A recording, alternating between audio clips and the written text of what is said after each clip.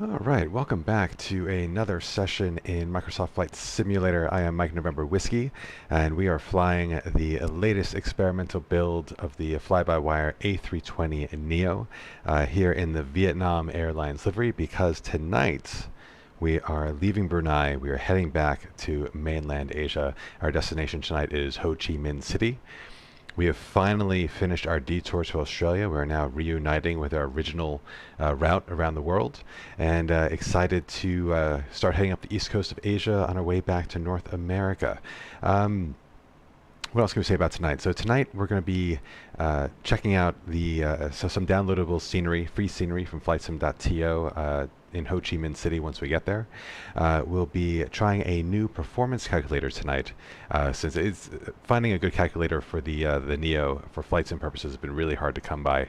So we'll be trying a new one, and I'll be able to actually walk you through the different parameters we'll set for the performance calculator.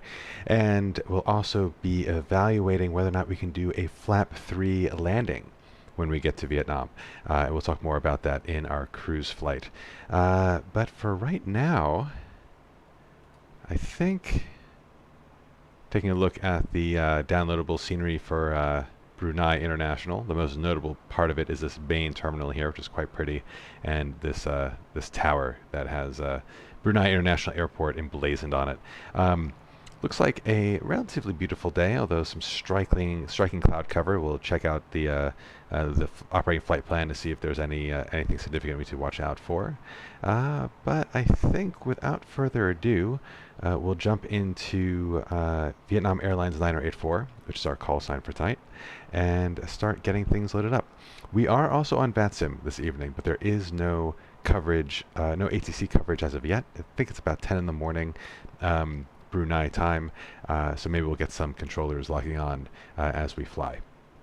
All right, let's hop inside. We are currently cold and dark, so first order of business, let's load up our flight pad here and get some power on. So we'll activate our batteries one at a time. Battery 1, battery 2, voltage looks fine. We have external power available, so we'll connect to that. And the bird comes to life. All right, we'll go through our initial flows. I've got our lights on, nav and logo, let folks know that we're in here. We'll keep seatbelt signs off for now since we're going to do some refueling, and we don't want folks to be needlessly strapped in if we need to do an emergency evacuation for refueling reasons. But we will turn on no smoking to auto and arm the emergency exit lights. We'll also turn on crew supply for oxygen, ground control, and we'll start getting the IRSs aligned so we can get our navigation computers up and running. Next we'll do our fire test, starting with the APU.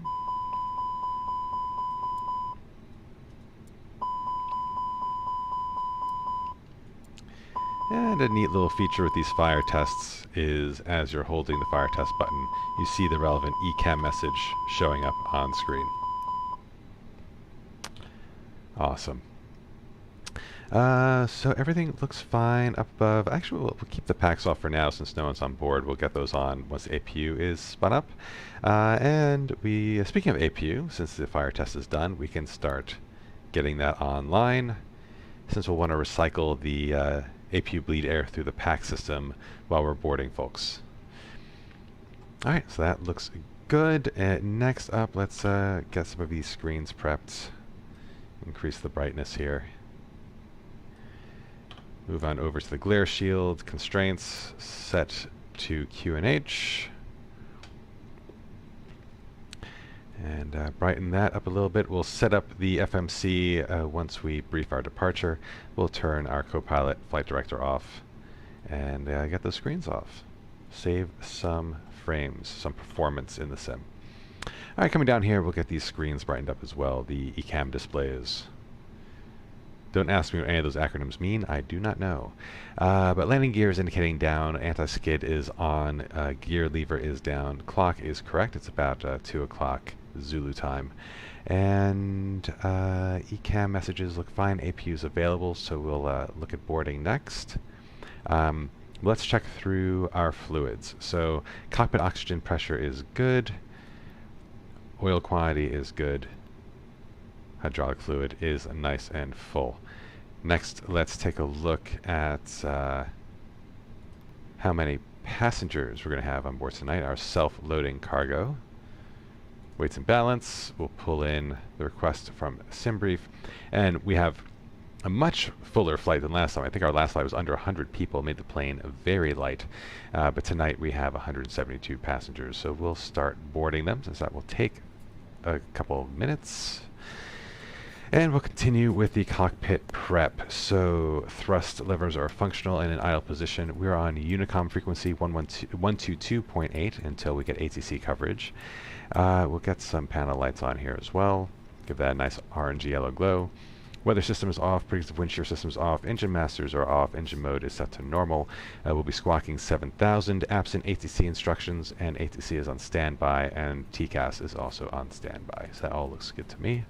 Coming down the panel, spoilers are retracted and disarmed, flaps are set to 0, rudder trim is neutralized, cockpit door is currently open while we're in prep, and parking brake is on. So everything there looks nice and tidy.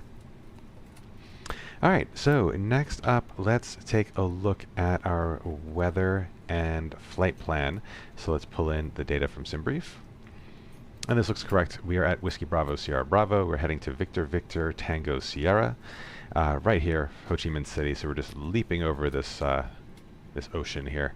And local weather, about an hour old, that's fine. Winds calm, out of 50 degrees. Good visibility, few clouds, broken clouds, 28 degrees, no significant weather, despite what the clouds might indicate. So that all looks good. And our destination looks fairly similar. Pretty light winds, should be a fairly nice departure and arrival. Let's take a look at the rest of the flight.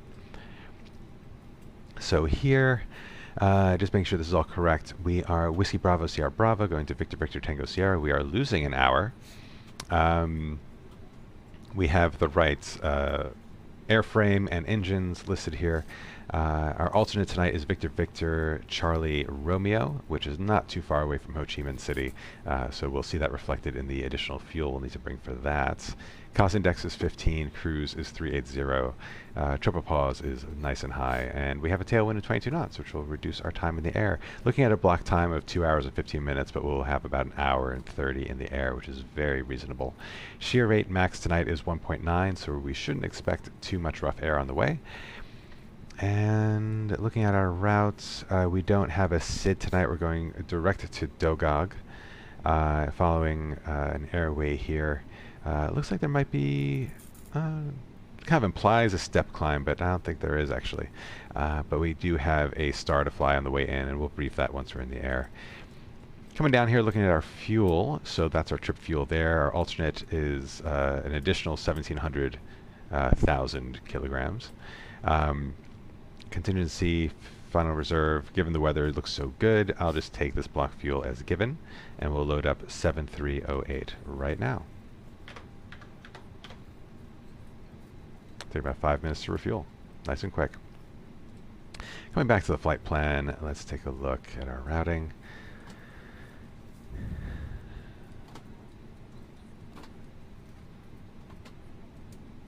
Alright, that all looks fine. And take a look at the weather as listed here. It should match what we saw on the main screen, but just want to double check. Yeah, so QNH 1009. Let's get that in the box now so we don't forget. So QNH is set. And let's see, what's next? Take a look at our maps down here. Alright, so that's our routing. Significant weather, some to the west there, but looks like a no factor. Pretty much tailwinds all the way at various altitudes.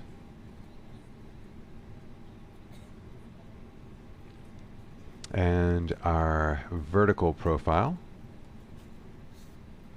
pretty standard, and no terrain to worry about because we'll be over water the whole time. Fantastic. All right, next up, let's brief our departure, knowing that we are not flying a SID, so let's see what the charts have to offer us.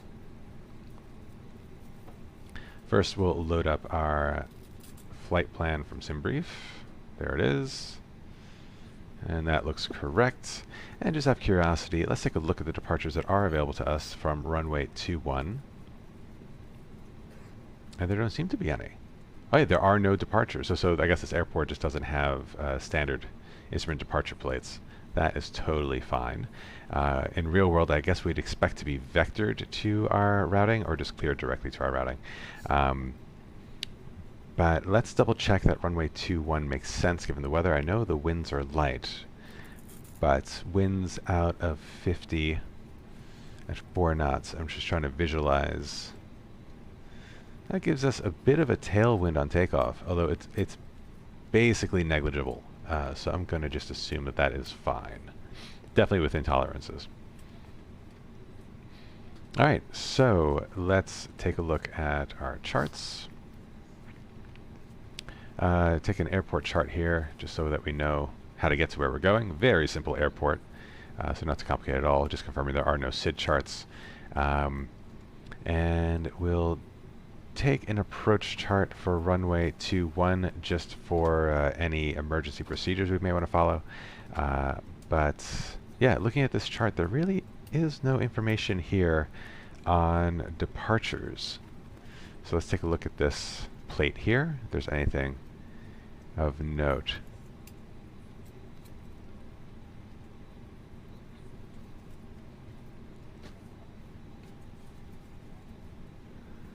Alright, so there's some weather that's created by the proximity to a power plant.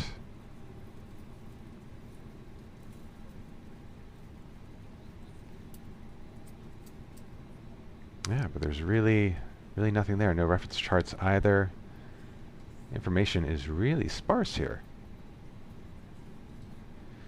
Alright, well let's see what we can glean from our approach chart, because this is like our only indication of like minimum safe altitudes and all that. So, departing runway 21, like it looks like we'd want to climb out to an initial climb of 4,000 just to clear that. I know there is some terrain to the south and the east, I believe. So let's do an initial climb out tonight of 4,000. I guess, you know, if ATC was actually online tonight, they would give us initial climb out with our clearance.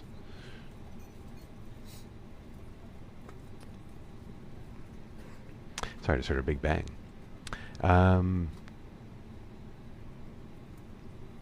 That all looks good. Okay.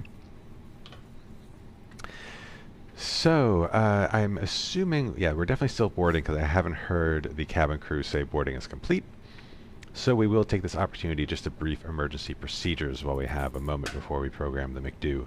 So, if there are any issues on the way to runway 21, and we are anticipating taxiing via the south parallel, via the north parallel, excuse me, to Echo 1 hold. If there are any issues on the way to the runway, we'll bring the airplane to a complete stop, clear any ECAM messages as required, notify ATC as available, and then make a determination whether to continue with our takeoff or return to the terminal. If there's an issue on takeoff below 100 knots or V1, I'll either call stop or go. If I call stop, I'll bring the airplane to a complete stop on the runway. Again, clear any ECAM messages as necessary. Contact ATC as available, and just determine whether we need assistance on the runway or if we can return to the terminal or attempt another takeoff. If there's an issue after V1, we will commit to takeoff, and there'll be no further action taken before 400 feet AGL except to clear any oral warnings and bring the gear up. And once airborne, we'll follow the missed approach procedure for runway 21, climb straight ahead to 3,500 feet, and then a right turn to the BRU VOR, Bravo Romeo uniform. We'll get that into the box as well. And looks like we'll hold there. We'll clear any ECAM messages and contact ATC and make a determination whether to return back to the airport via runway 21 or to continue as planned. And that is my sorry attempt at an emergency procedure. Hey, Rasco5, welcome to the party. You're just in time for pre-flight. Let's take a look at how boarding is going. Man, boarding is slow. You know, I'm committed to realism, but I might have to start speeding up the boarding process because, like, we just get done with what we have to do before the box way too quickly.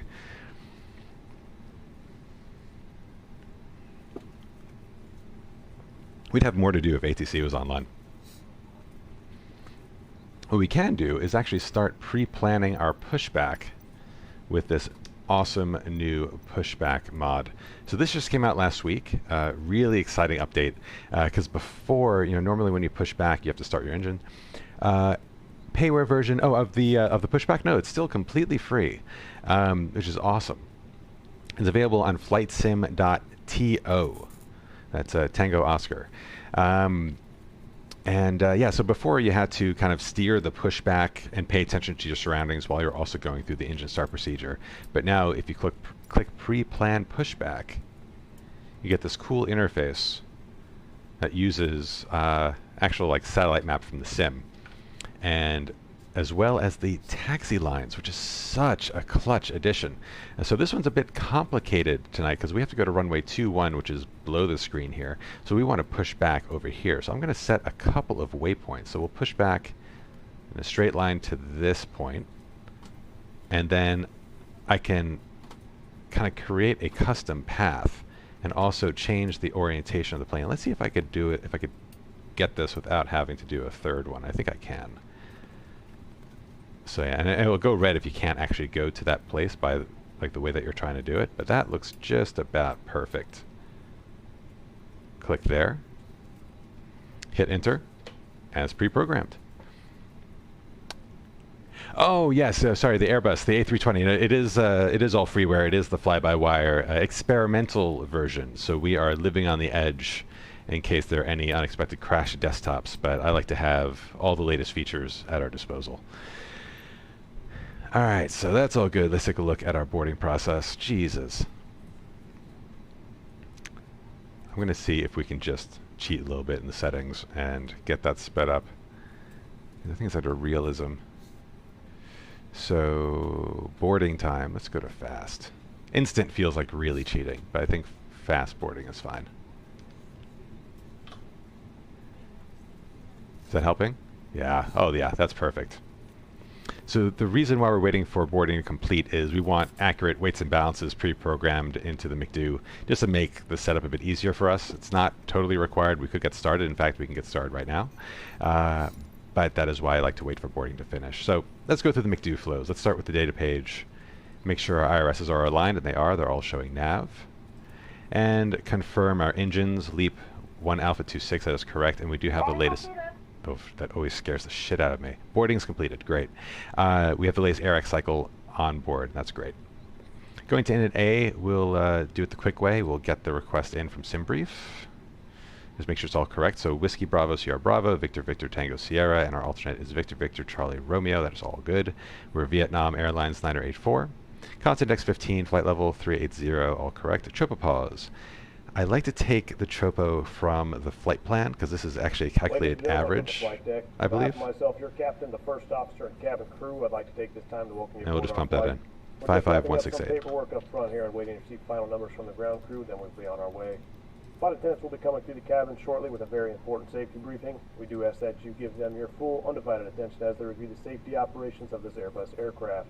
We do appreciate your business having you aboard this flight. If there's anything we do to make your flight any more enjoyable, please don't hesitate to ask. Welcome aboard. All right, and that's the realistic sound pack that the fly-by-wire added, I think now 2 weeks ago. It's quite nice. All right, so Init A is complete, heading to our flight plan. As we briefed, there is no SID tonight, so that is kind of set as is. We did want to add a fix for Bravo Romeo uniform, which is the VOR if there's any issues on our way out. Yep, 5 nautical miles away, that sounds about right. And I just want to double check in case we want to add a radial to this for the purpose of the hold. So it looks like kind of outbound 211, inbound 31.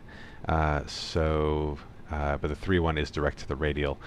So we'll go ahead and put in 31. That'll give us a nice dotted line kind of coming into the runway. All right. And let's just confirm that all looks good. Yeah, so there's the dotted line coming from Bravo Romeo uniform. We'll go to plan mode so we could step through the waypoints. And that's our initial waypoint, Dogog. and that all looks generally correct, kind of going just in a straight line across the sea to Vietnam, and we'll brief our arrival once we're in the air. So that's good enough. We'll get back to ARC and back to the box. Radnavs, we'll definitely want to get that Bravo Romeo uniform VOR in there. And I don't think I mean, there are no SID charts, so there really isn't another one to pay attention to, so that will be fine. Oh, let's tell the flight plan which runway we're departing from. So we'll get the ILS in there automatically for a return. So we're departing runway 21. No SID, insert.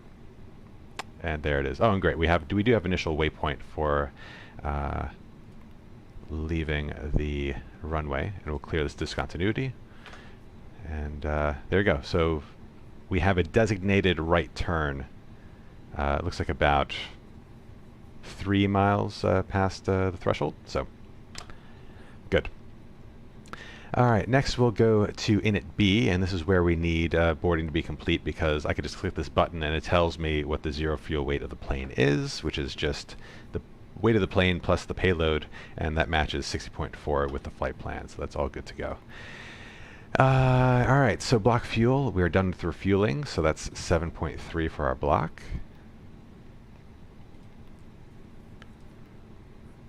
And let's get our tailwind in there. What was that? Tailwind of 22 knots. So T22, there it is. And before I forget, now that refueling is complete, let's get that seatbelt sign on and get those fuel pumps on. We should also get the APU bleed on and the packs on, which we should have done before boarding. I was a little naughty with that, but no worries. Hopefully they didn't get too hot back there. All right, let's load in the rest of our fuel information. So coming down to our fuel data here, contingency of 0.6, alternate 1.7, and final reserve of 1. So 0.6, 1.7, and 1. 0.6, 1.7 for the alternate, and 1 for the final reserve. And that leaves us with a buffer of 20 minutes, which is plenty of time. So that's all good. Let's head to fuel prediction, get our center of gravity for takeoff, which is 24.9. We'll use that for performance calcs.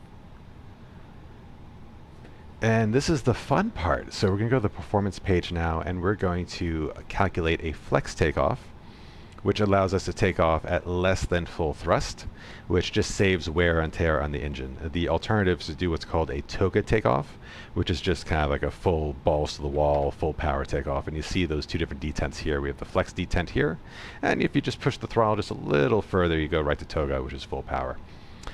For flex, the MCDU takes into account elements like runway conditions and weather to determine what flex is appropriate. And I found, I usually use an Excel spreadsheet that's been working just fine for us. Oh, thanks, Rasco, appreciate it. And if there's anything you want to know more about, like, feel free to ask questions. I'm happy to deviate from my tirade at any time. But yes, I did find a new flex calculator that is supposedly for the Neo, which is really hard to find. I know EasyJet Sim Pilot, which is another great streamer, he's working on one himself with his dad, who I think is a software engineer. That should be coming out in the next few weeks. But for now, we are left to just whatever we can find on the internet, or best guess. So let me pull up the calculator I found to try tonight. It does yield very different data than the Excel sheet I've been using. And please excuse the ads. But let's first choose our aircraft type, and we're in the Neo. Gross weights, let's go back to our flight plan. And I think by gross weight they probably mean takeoff weight. That's the most relevant for flex, so 67 tons. And I think we put in the full value, so 67466. And center of gravity, we wrote that down at 24.9. Get that in there. We're doing configuration 1, which is standard. We don't need anti-ice, and we'll have the packs off, just kind of give us a bit of a performance boost. Runway length. Let's take a look at our runway parameters. Pull that chart over here. I should just keep this open. It has to reload every time I close it. All right, so we're looking at 3658 meters. 3658 meters. A runway heading for 21 is 211. Runway conditions are dry. Elevation is 73 at this end, 18 at the other. So we're going a little downhill. So let's call it what, like 45. It's a rough average. QNH, what do we have at 1008? I have it in the box here. 1009. And let's check that weather once again.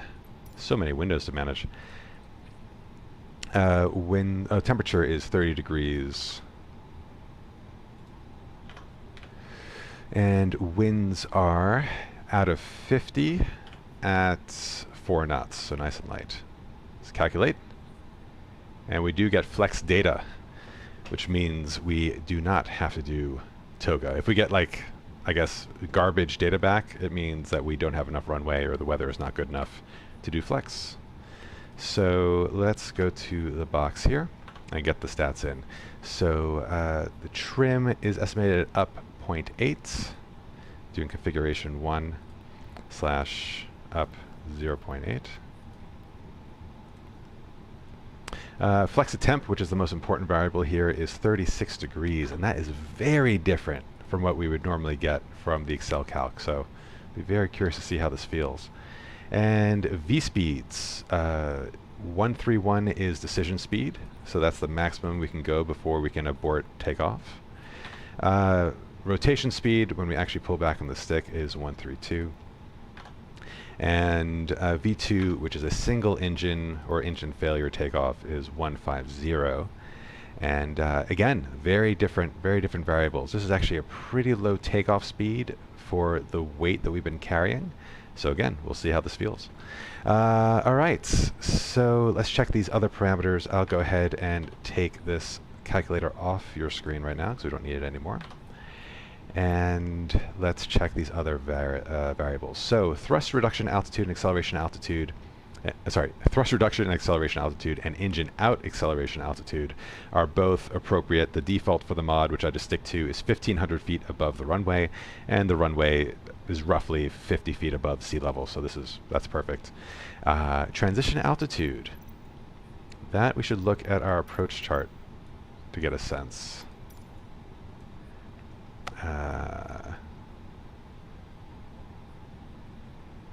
So transition altitude, which is for departure, for increasing altitude, is 11,000. Flight transition level is for when you're descending.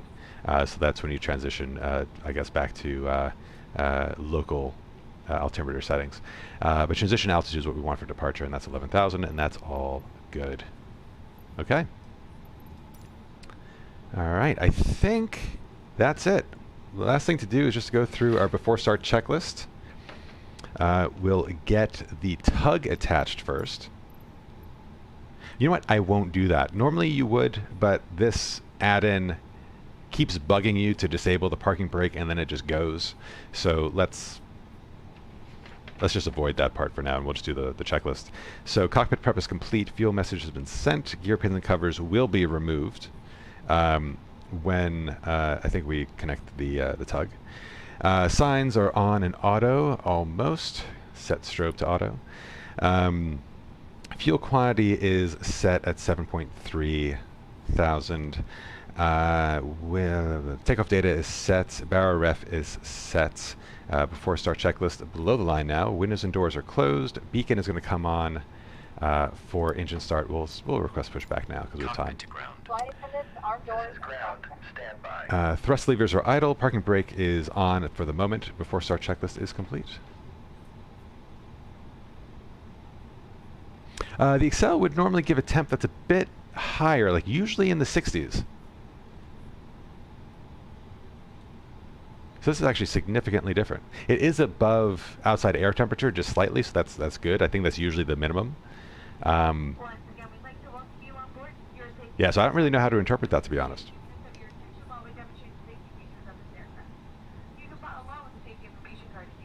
I forget if like a lower flex set means more power. But when the engine starts, I think we'll be able to tell what the thrust percentage will be here, so we'll be able to make that determination.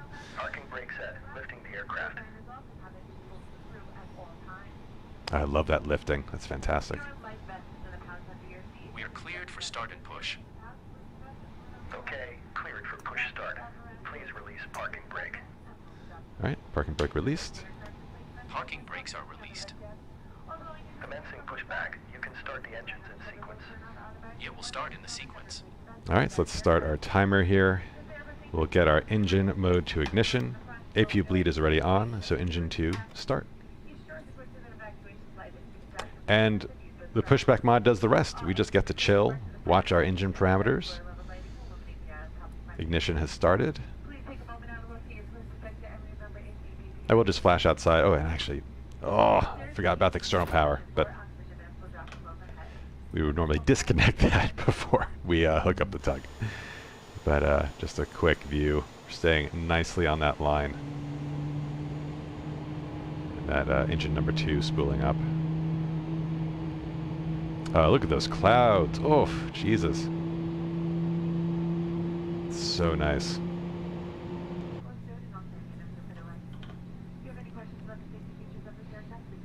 All right, at about 12% and 1, the igniter shuts off, and there it goes. And now it's just starting to combust on its own.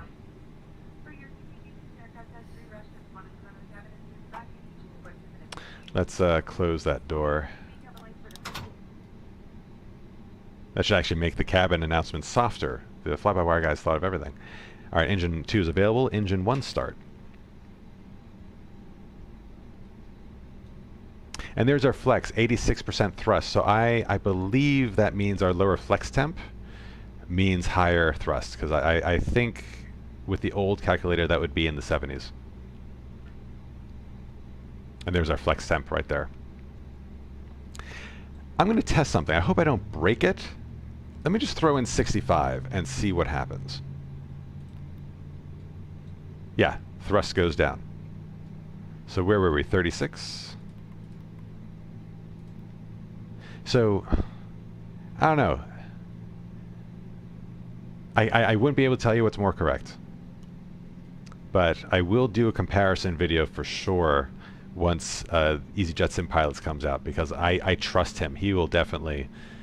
he'll never get it exact. I think Airbus keeps all the parameters close to the chest, but he's at least engaging real pilots to advise on it. So I think it should come out pretty good.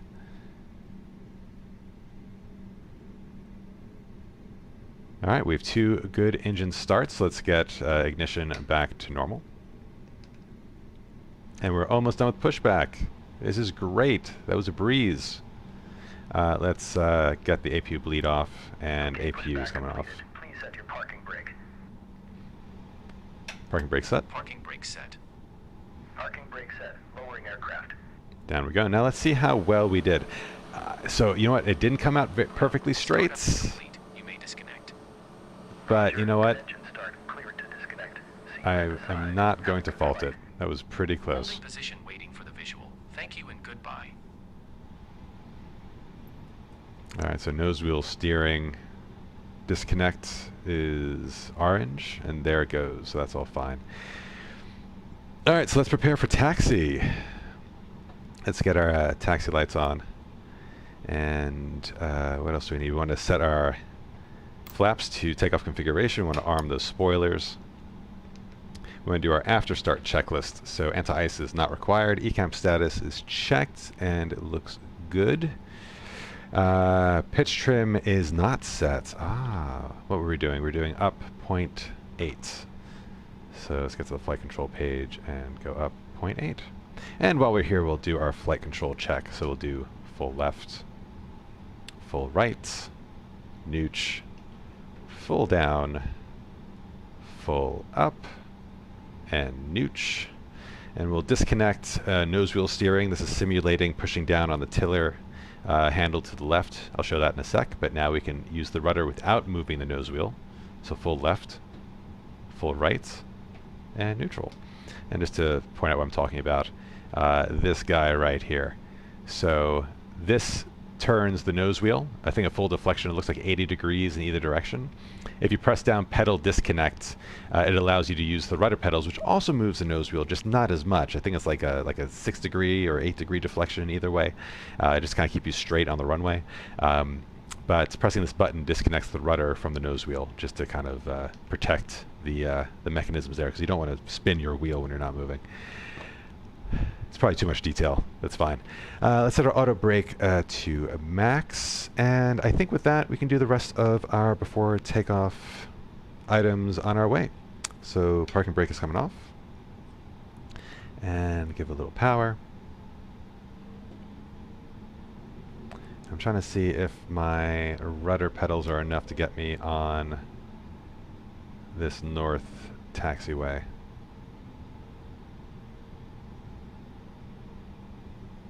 Yeah, that's doing good enough. I do have the tiller mapped to this joystick here, so I do separate the controls, but foot pedals seem to be more than enough. Alright, so we'll go through, once we just get on the straightaway, we'll do the rest of the setup. There's not much left to do, thankfully, but we do want to turn the weather system on and the predictive wind shear system on, even though it's in op. We'll set ATC to standby, and we'll do TCAS once we get to the hold point. For now, let's just enjoy this casual ride to the runway.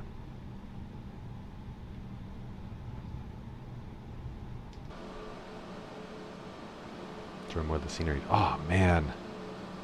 We're not going to fly into that. We're going to make a right-hand turn after takeoff, but it would have been epic. Oh, but there's some weather out there.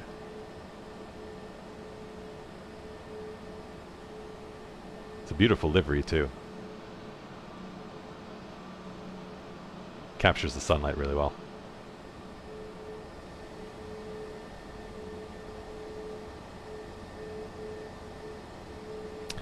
I'm using the Honeycomb Alpha yoke. I also have the Honeycomb Bravo quadrant. I have Logitech rudder pedals, and I have a Thrustmaster T16000 for the tiller. It's just an extra joystick I had that also happens to be left-handed. So it works out well. Yeah, you spelled it just fine. Y-O-K-E. The Alpha yoke is modeled after, I think, like a Cessna 172. But it's really great for any kind of flight sim flying. It feels so good. It's very accurate. There's like no dead zone. It's awesome. For the price point, it's definitely the best you can get without going to like the pro level. Ah, so this is interesting. This is the runway hold point all the way back here. I kind of see it coming up. Let's see.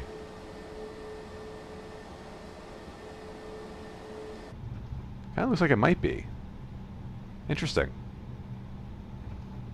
All right, so we'll hold here and we'll do our before takeoff checklist. Yeah, runway 21 check.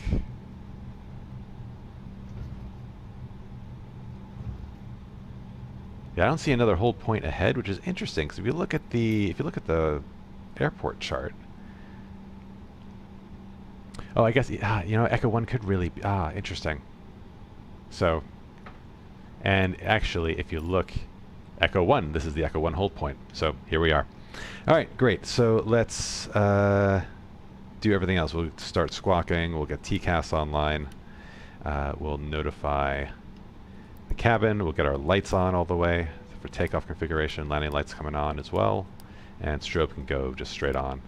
That all looks good. And let's do a before takeoff checklist to the line. So flight controls are checked, flight instruments are checked, briefing is confirmed, flaps are set, V-speeds and flex temp are set, ATC is squawking, ECAM memo no blue. Below the line, takeoff runway is confirmed to 1, cabin crew is advised, TCAS is on TARA, engine mode is on normal. We'll turn our packs off now. And let's take the runway.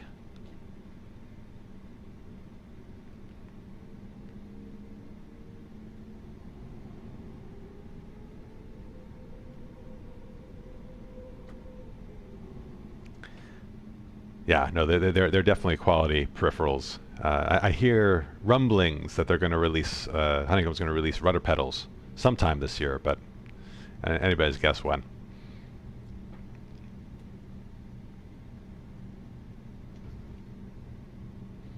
All right, so this is a bit of a sharper turn, so I'm going to use the tiller instead of the rudders to just really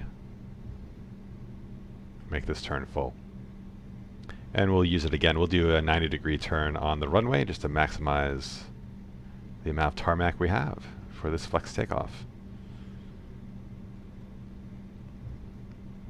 But my guess is we'll be taking off with plenty of runway to spare, which should reinforce my belief that I think this calculator might be a little on the conservative side. Alright, so Brunei traffic, Vietnam Airlines 9084, taking off runway 21. Brunei traffic.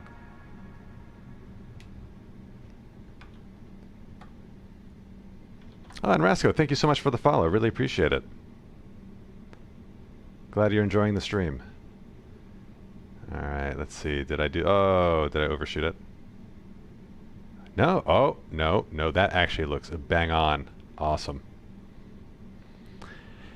Alright guys, yeah, packs are off. Alright, let's take off, folks.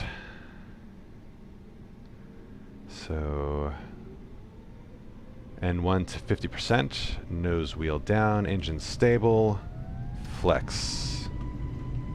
SRS, runway. I feel the extra power already. I'm gonna make short work of this runway. 100 knots, easing back on the stick.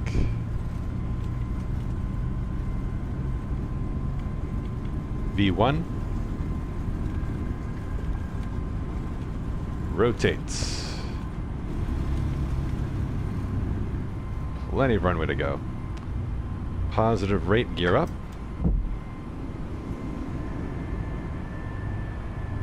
Get those packs back on.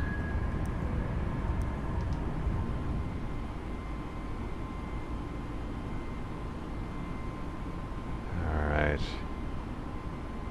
Follow that flight director. Do some hand flying for a little bit. Once we get past acceleration altitude, which is just about 1,500 feet, we'll move back to the climb detent. So here we go. Thrust climb, climb. So we're now at climb power. Bring the nose down and start making our turn to the right.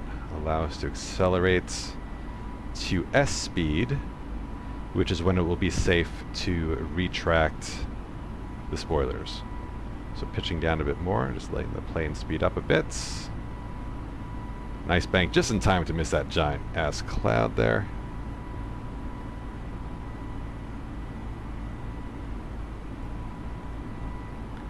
Approaching S speed, speed checked, flaps up.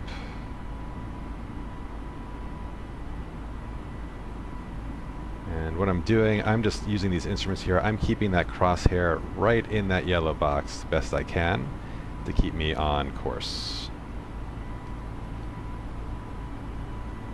And we're approaching our speed restriction of 250 knots, which is standard for below 10,000 feet. At this point, we will disarm the spoilers. And we're getting to our initial climb out, so I'll activate the autopilot. This will allow us to do our after takeoff checklist. Landing gear is up, flaps are retracted, packs are on, and bow ref is set. So folks, we are on our way. And everything looks good. Let's get these lights, gear lights. We'll keep the landing lights on until 10,000 feet. Get a quick view of the outside. Take a look at Brunei on our way out. And that's quite pretty, isn't it? That's quite nice.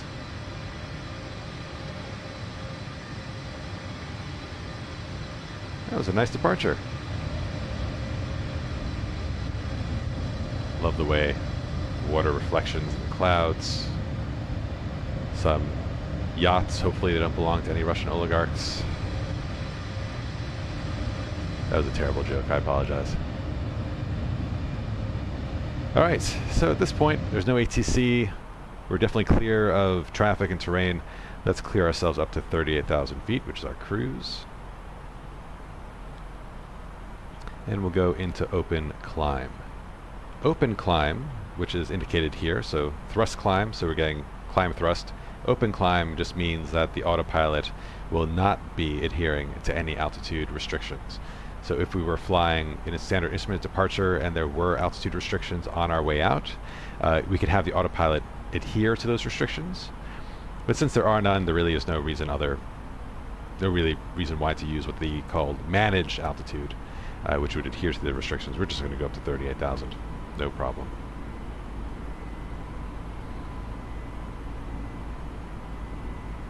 Sweet. The next check will be at 10,000 feet.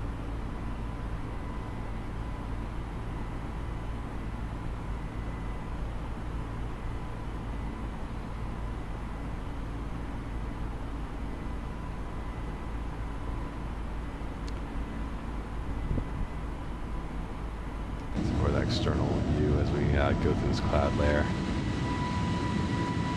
Somehow, just by luck, we avoided all these gnarly clouds.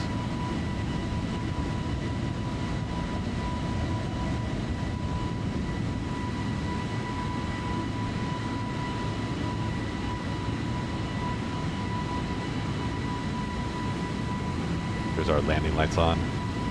Keep those on until 10,000.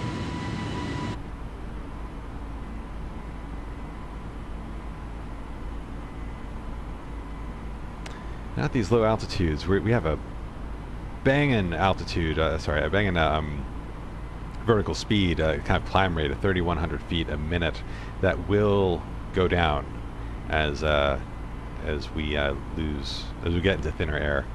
And we do have a tailwind, so having a wind at your back, while it's good for giving you a bit of a speed boost over the ground, it actually takes lift out of the wings and will reduce your rate of climb. So I believe headwind is preferable for climbing rate, but you want that tailwind for ground speed.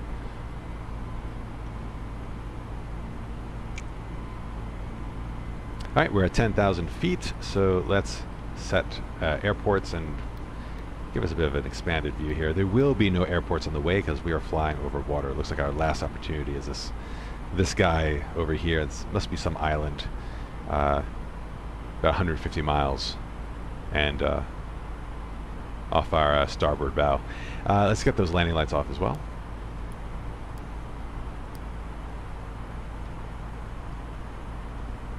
And let's get those seatbelt signs off. It's going to be a nice calm air according to the flight plan.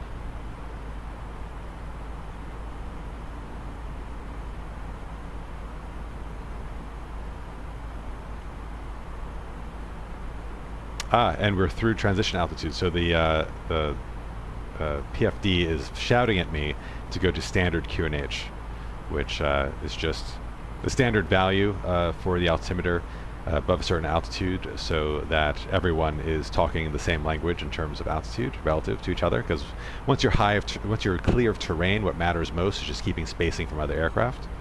So making sure we all have the same standard altimeter setting. I believe that's the main intent behind that, if I'm not mistaken. Fact check anything I say, by the way, because I'm not going to know everything.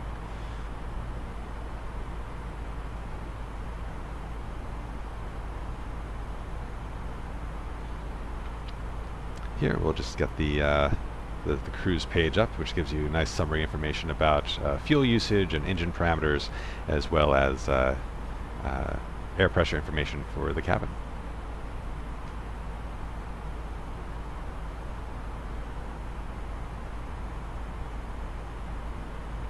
And now we'll have some time to kill between now and cruise. Once we're at cruise, we'll do like a pre-brief of our descent, since the fly-by-wire does not yet calculate top of descent for you.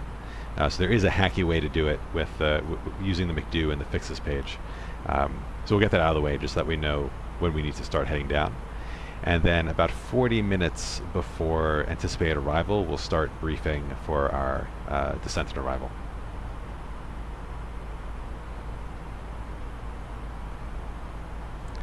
But until then, just want to say it's a privilege to be flying with you guys on YouTube and Twitch tonight. It is a Saturday night here on the East Coast United States, and I am home mostly because I'm a father of 2 children under the age of 6. And it's Saturday night, you'd rather just stay home and chill out, let me tell you.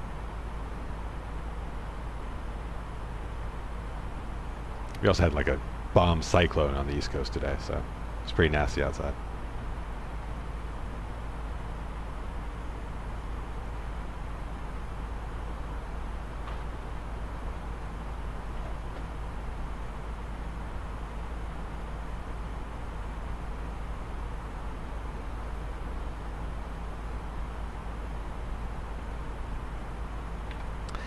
see if anything's changed on the VATSIM front. I have not. I assume you mean P3D. I've only flown in Microsoft Flight Simulator.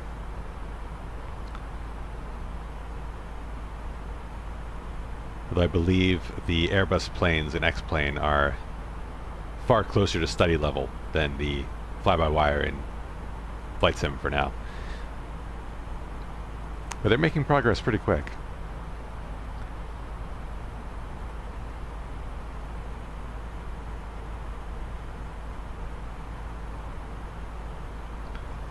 Alright, so there's still no ATC.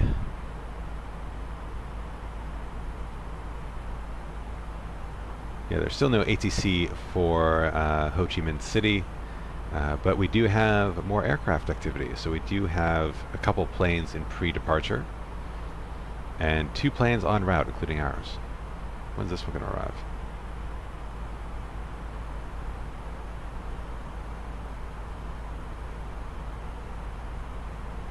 Ah, yes. Do you know if they have they figured out VNav in X-Plane? I feel like that's the feature everyone is waiting for on the flight sim side.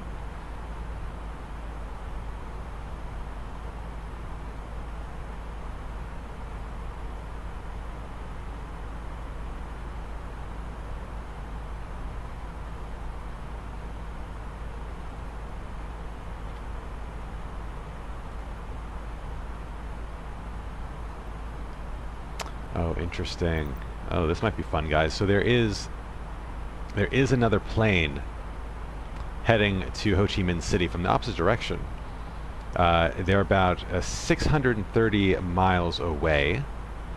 We are 550 miles away, so a bit closer, but we're also going a bit slower right now because we're still climbing. They're already at cruise altitude, and they're also flying a 320neo.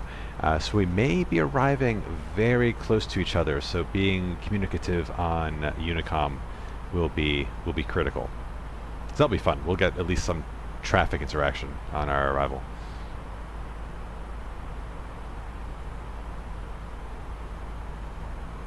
Ah, nice. Yeah, I'm super curious with X-Plane. So X-Plane 12, which should be coming out this year, I think, looks phenomenal. Probably will give Flight Sim a run for its money, but I wonder like how much of the existing mods and payware can transfer to 12, because I feel like there's just so much good stuff on X-Plane 11. It'd be a shame if they had to like do major revisions to all those mods and all those add-ins. And all the money people have spent too, right? Like, I hope they figure out a way to like make that backwards compatible. Or I guess forwards compatible in that case.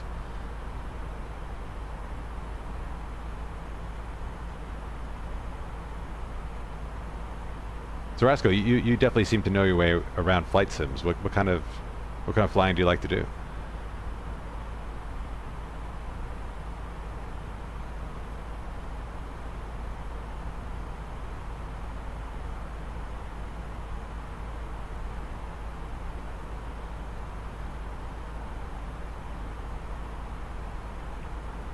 Yeah, I hear that. Hopefully they don't make it expensive.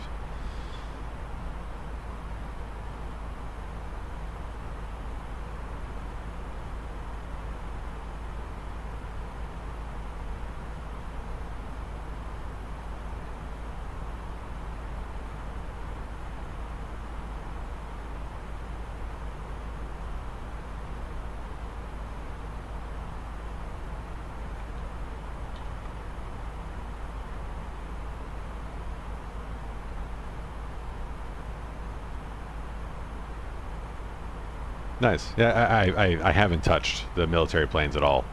It looks crazy fun. I do have a VR headset, so I imagine that's got to be nuts with a military aircraft. But I've been really into the Airbus. I've been really into GA. I love flying the Cirrus. That's the one I want to train in one day, real life. There's a great Cirrus school not far from my house. A bit more expensive, but it's... I kind of like the idea of having a built-in parachute in the airframe.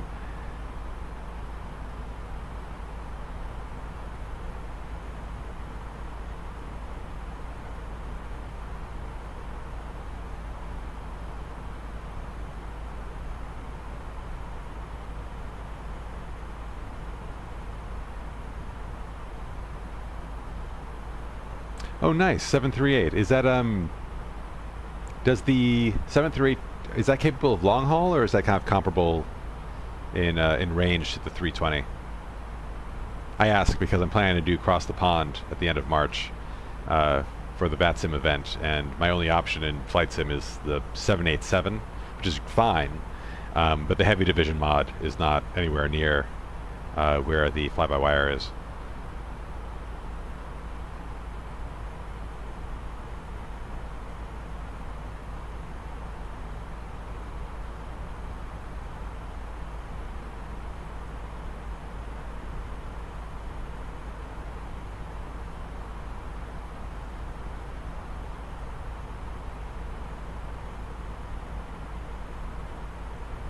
Got it. Yeah, that makes sense. Oh, so the 738, that must be the 737-800.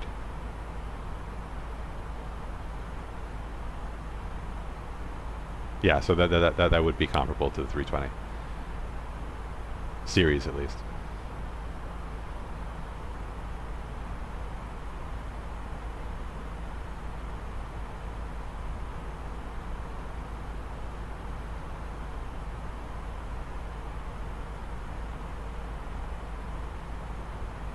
It's been a while since we've flown over just straight water.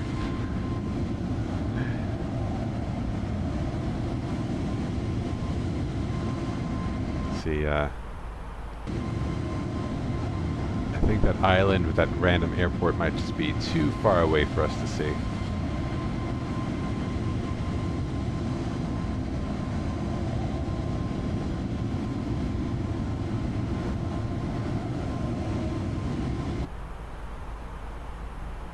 Got it. And I have to imagine all the Boeings, like in terms of cockpit, like I'm sure the cockpits have variations, but I'm sure if you could fly one, you could probably fly the other if you just learn, I guess, the limitations of that particular airframe. Like when I tried the 787 in Microsoft Flight Simulator for the first time, like it was beautiful, like glass everywhere, but it was intimidating. This feels much more approachable to me. I kind of like Airbus's approach to its control surfaces.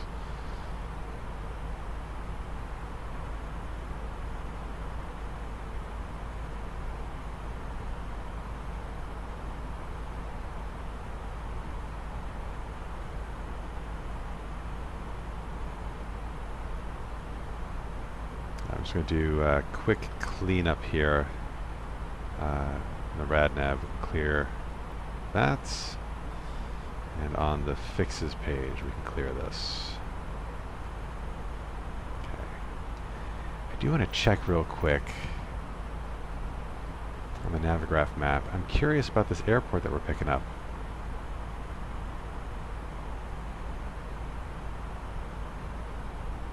There seems to be nothing out here, so like what is it? What's the Lima Alpha Charlie?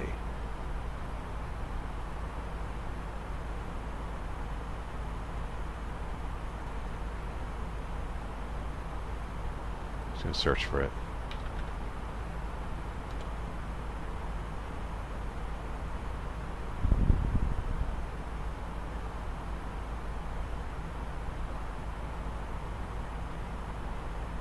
What is that? Seriously?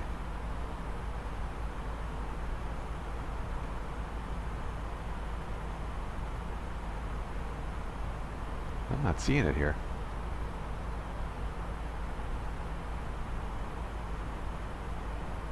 Oh, is it? The A350 is way more class. Nice. Okay. Nice. I'm gonna look up what the 350 cockpit looks like, just out of curiosity. Let's see.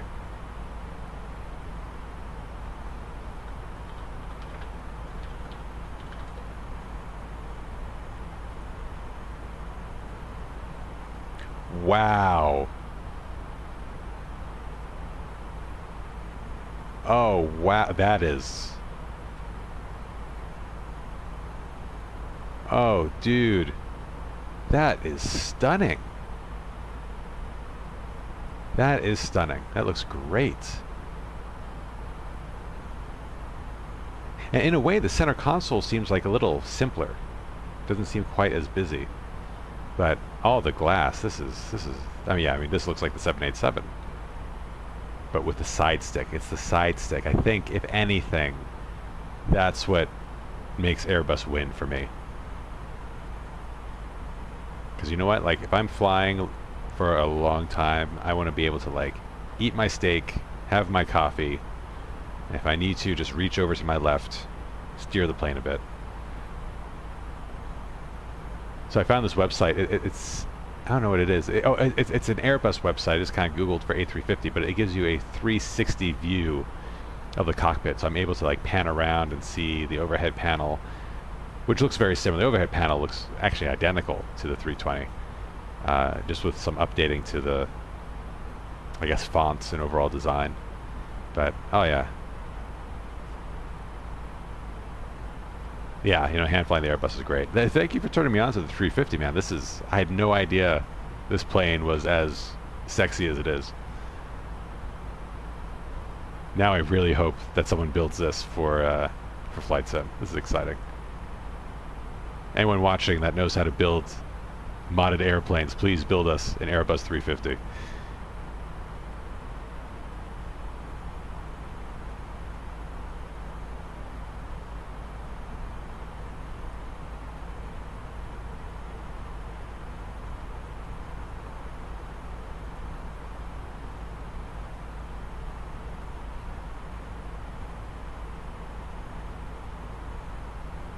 Yeah, and I remain confused about what this is. Lima Alpha Charlie. No clue.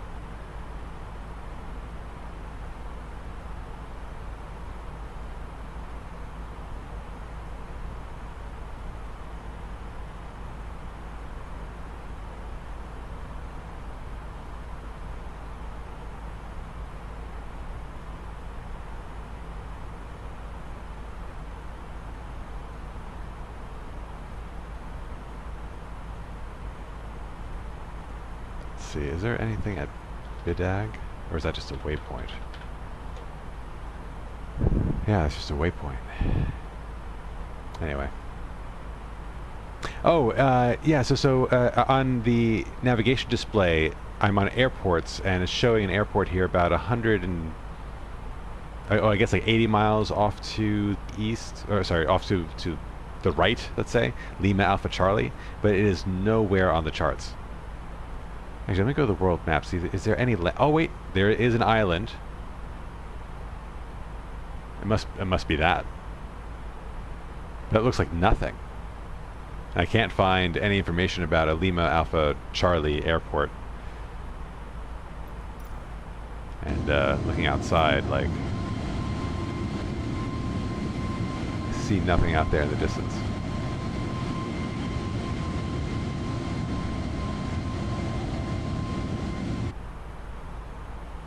Yes, I just don't believe that airport exists.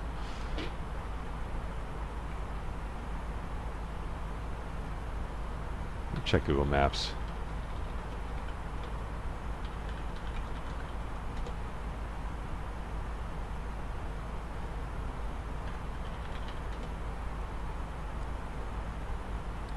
All right.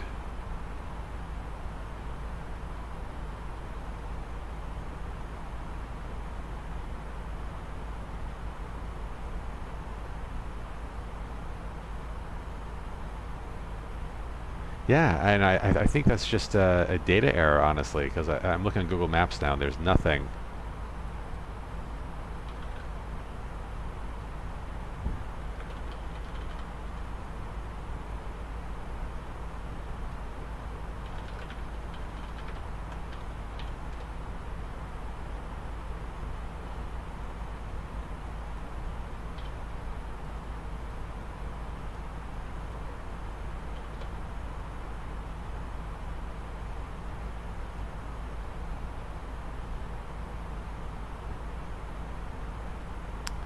Let's see. I may have found something.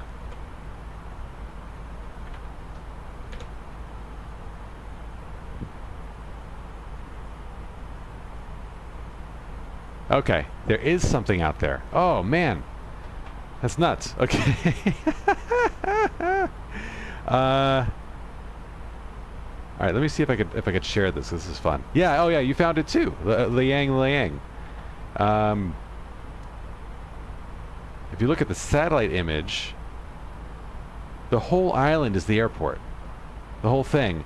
But there's an island resort on the island / airport, and I could see like a swimming pool and like hotel rooms.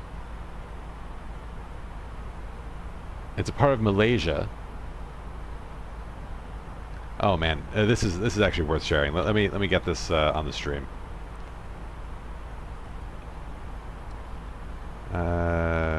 Here we go.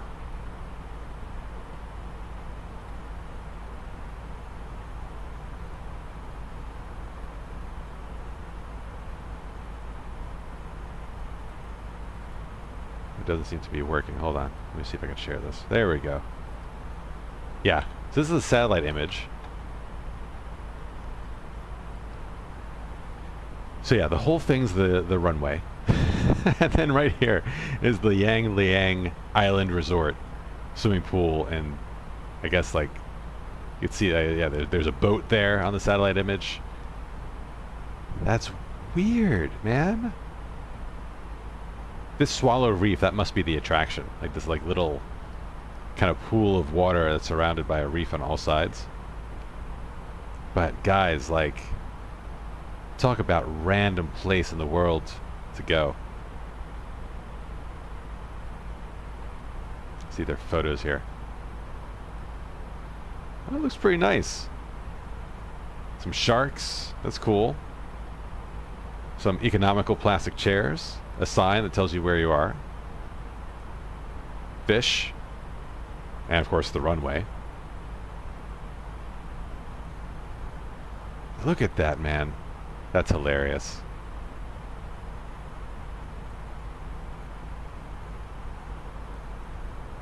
Oh, cute. They do like towel art. This is really endearing.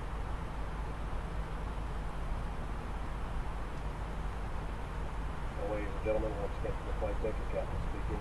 We just reached our cruising altitude for the flight. As it begins to settle in, I do want to remind you to please keep your feet elbows clear from the aisle, as the flight attendants will be coming through the cabin with galley carts shortly. Also, one more reminder to please refrain from congregating to the front of the aisle where the flight deck door is located. Thank you. The website's down.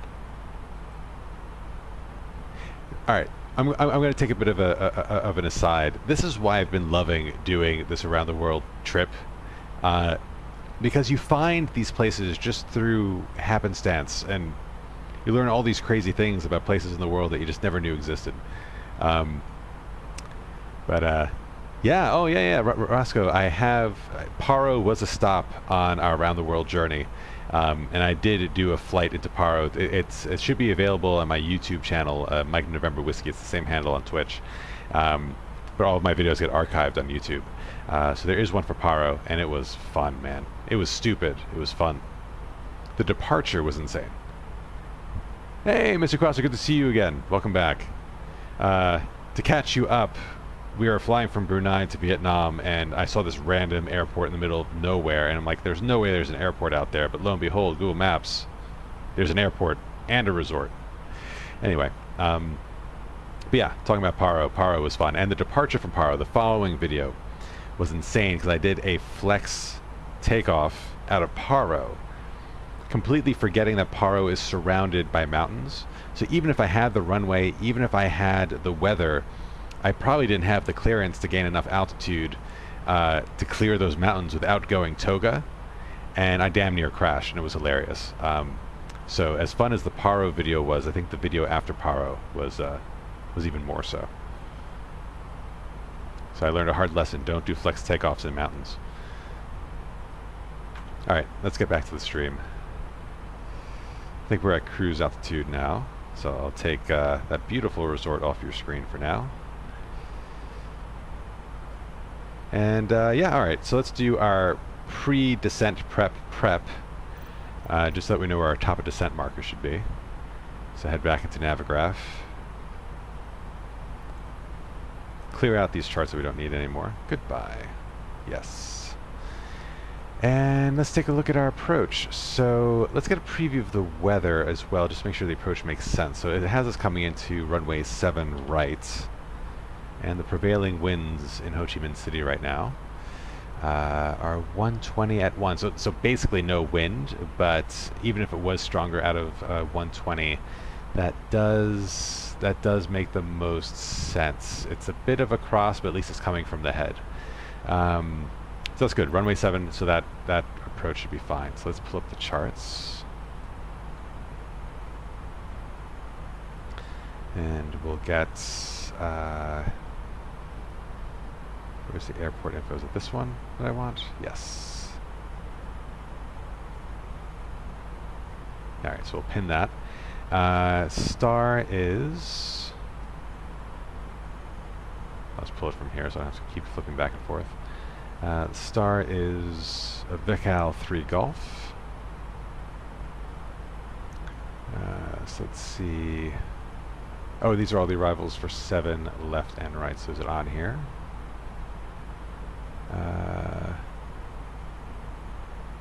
It is not. Is there another one? Oh, those are RNAV arrivals. 7 left and right.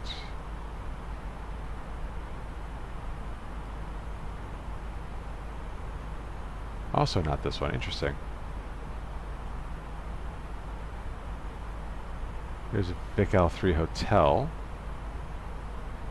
3 Juliets. Here we go. 3 Golf. Found it. Alright, so let's take a look at this. So we'll be going via Vicol, and what's our, we're coming via Alsace. So, interesting, okay. You would think we'd probably come from here, but I guess not. So Alsace is the, I guess that's the transition. I always get that mixed up. But our initial altitude restriction here is a max of 12,000 feet at Vicol. So, let's head to our calculator. Go ahead, get our current altitude, and target is, I already forgot, that was 12,000, right? Yeah. 12,000 feet, so we'll need 82 nautical miles to get there. Let's call it 85. This is the hack. So we're going to go to our flight plan page. We're going to go to the top left button. For our fixes info page, we're going to Victor, India, Charlie, Alpha, Lima. And radius, I believe we said 85. Double check. So that's how much time we need to get down to 12,000. Pop that in the radius. And now hop. Oh, there we go.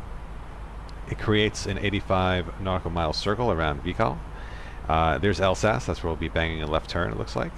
And that is the point when we cross that blue line, when we start our descent to 12,000. Because we're doing this like left-hand turn, we'll have plenty of time to get to 12,000. Like if we flew the hypotenuse direct, that's when 85 miles would be fine. So we'll probably get to 12,000 before we need to. That's not a problem. Not a problem at all. All right, and let's check the flight plan and look at our time. So we're estimating arriving at 3:55 Zulu time. So we'll brief our arrival, call it in 7 minutes. Great. So pretty short, like chill cruise. We spent most of it looking at that random island resort, but that felt like a good non sequitur. All right, so we pinned that. We have our taxi. Let's look at our approach plates for runway 7 right real quick. Ah, bollocks. Bollocks, bollocks, bollocks. It's not an ILS. Let's look at the runway options. Does the 7 right make the most sense? The 7 left have an ILS.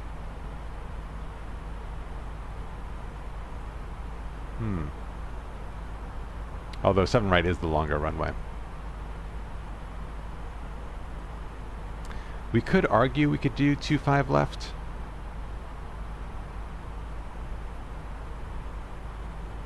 But I'm debating whether I want to do a more manual landing or not.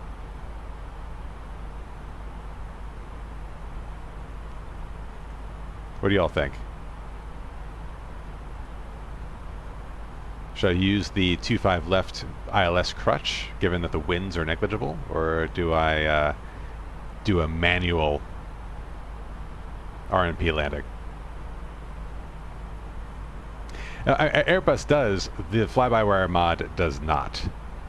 So how I typically approach these approaches, or these landings rather, in the fly-by-wire, is I get us to the, I guess it's the final approach fix, and I just set the flight path angle to 3 degrees negative on the autopilot, and when I have visual on the runway and on the PAPI lights and I feel good about our approach angle, then I go into manual and then finish the landing. But there's no horizontal navigation or vertical navigation other than ILS in the fly-by-wire right now.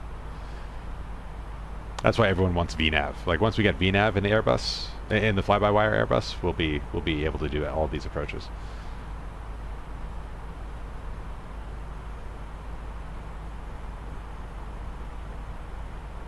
So let's do it. Let's live on the edge. And honestly, with no wind, like this should be an easy landing. I was gonna do a flaps 3 landing, which may complicate this a little bit. So flaps 3 is, oh, any clouds? That's a good question. That's a good question.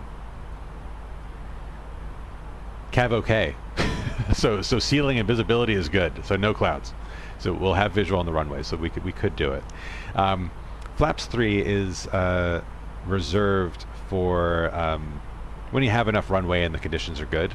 It's a fuel saving thing. So you burn less fuel using flaps 3 versus flaps full because it's less drag. But it also needs a faster landing speed. So fuck it. Should we just do flaps 3 manual landing? Let's just do it and see what happens. Why not? It'll make this more fun. All right, we're gonna do that. We're gonna stick with runway 7 right. I've talked myself into it. All right, so yeah, we'll have these charts vary because, oh yeah, we're not gonna do circle to land. Screw that. And same with the NDB. Yeah, we'll do the straight in RNP and we'll just pretend that we have VNav.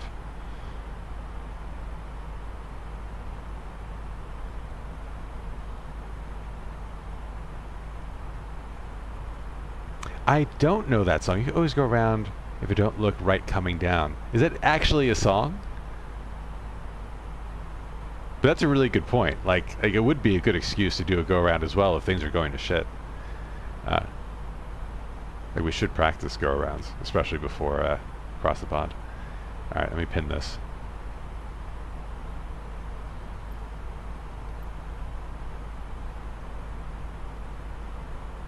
And let's take a closer look at the star here.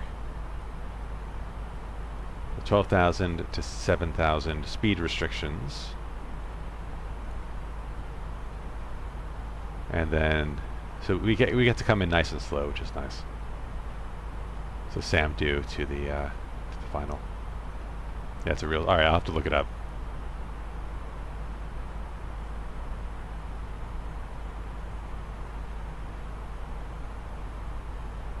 All right. So let's get that programmed in. Feeling good about this weather. This is from 2:30 Zulu, and what time is it now? I've already forgotten. Yeah, so it's like 45 minutes old. That is fine. So let's program the box. Why don't we? VVTS arrivals. Look at all those ILSs that we're not going to use. RNAV 7 right. The star is the VICAL. The 3 Golf? Jesus, my memory is terrible. It's always good to double check though. VICAL 3 Golf, that's it. The VIA is SAMDU, right? We saw that on the approach plate.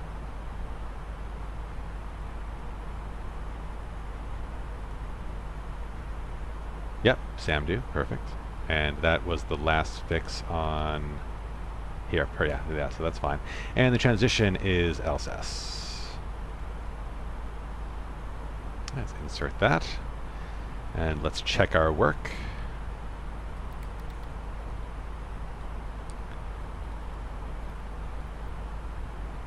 Oh wait, sorry, non-plan. Alright, Alsace, Vical. That looks right. Kind of bang around to Samdu. Discontinuity, so interesting. So let's clear that. And there's our calculated arrival activation point, and then we'll be on the straight in for runway 7 right. That looks great. Okay.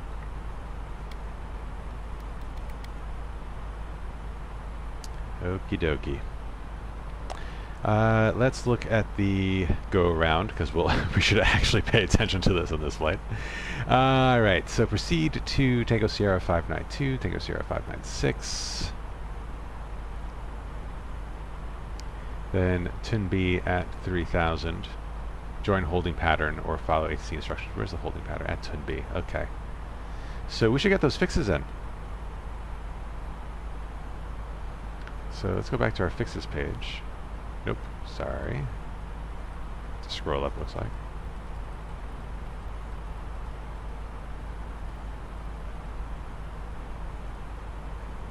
Nope. Sorry, why can't I get to the fixes page? Oh, this one. Fix info.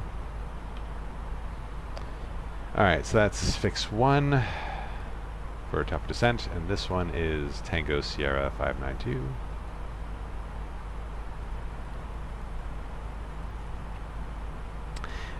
Radial is 70 degrees. Although if we want to track that, oh, what's the reverse? I have to do math now. 250. And then we can chart. That is 160 is correct, so we can draw a line 160 from there as well. Hopefully this shows up correctly. And that will go to Tango Sierra 596, which will be our next fix.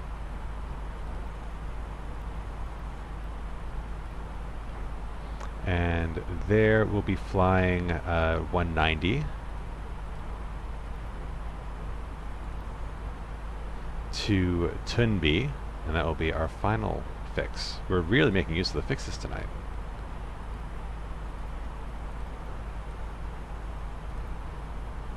And then we'll just hold there. So let me see if I actually did that correctly. We're going to see a bunch of vectors here. Problem is they do kind of go out into forever. I'm not sure how to add it to the flight plan if we have to do a go around, but I think this should be fine. So let's get back to our flight plan. Let's get to the airport. So there's the initial radial. Let's zoom out and see a bit more.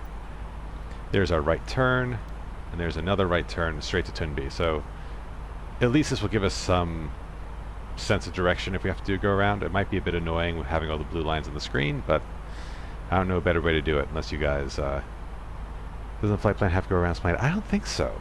I really don't. At least I wouldn't know where to look them up. Because the secondary flight plan doesn't work. And I've never tried the go around, so I don't know if it automatically loads up if I just punch it to Toga on the final approach.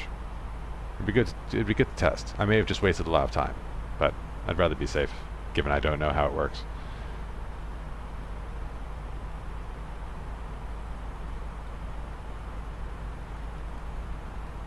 Well, if anything, that was a good walkthrough of the fixes feature. Alright, back to ARC.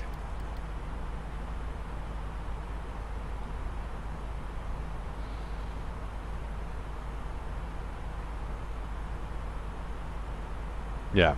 Now you're tempting me to actually try a go around, but I do have to get to sleep at some point tonight. It is daylight savings tonight for anyone who hasn't remembered. Yeah, so let's plan on the go around if we absolutely need to.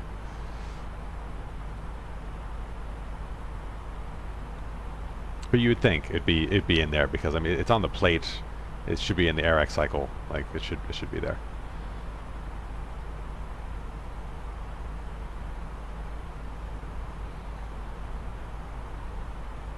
All right, so we are definitely within 40 minutes of arrival. So let's officially get our weather, and let's do it the fun way. Let's do it the McDo way.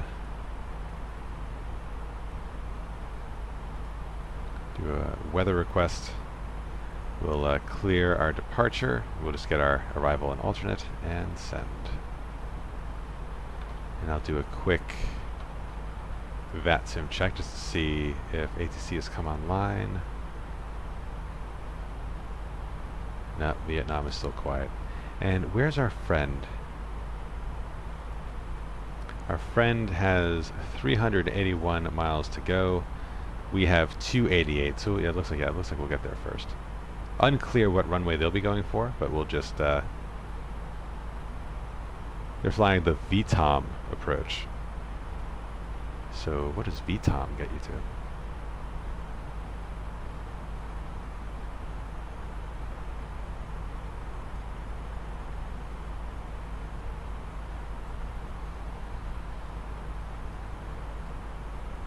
Oh, sorry, wrong one.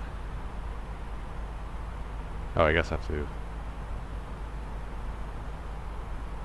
Oh, it doesn't tell you actual approaches. Okay, never mind.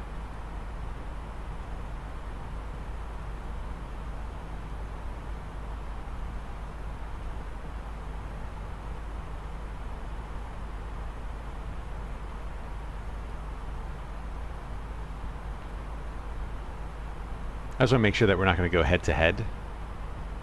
Given the winds, you could pretty much use any runway you want. So I'm curious to see like where the Vietnam approach would direct you to. Oh, sorry, that's not an approach. I'm reading it correctly. It's just a final waypoint. So I have no idea what approach he's flying. Does the flight plan page show anything after the runway or the airport? It just says end of flight plan, if I'm not mistaken. Yeah, so there's the runway and it just goes to end of plan and there's no alternate. Can I add waypoints after the fact? Let's try that. So can I put Tango Sierra 592?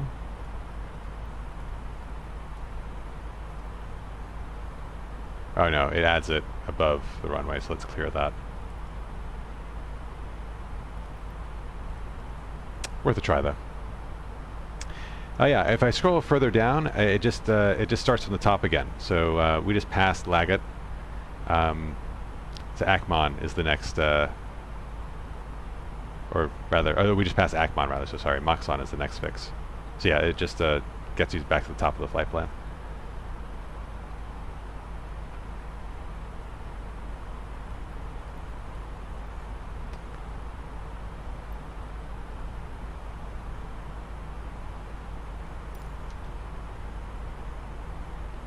Alright, so we got our weather message in, so let's pick that up.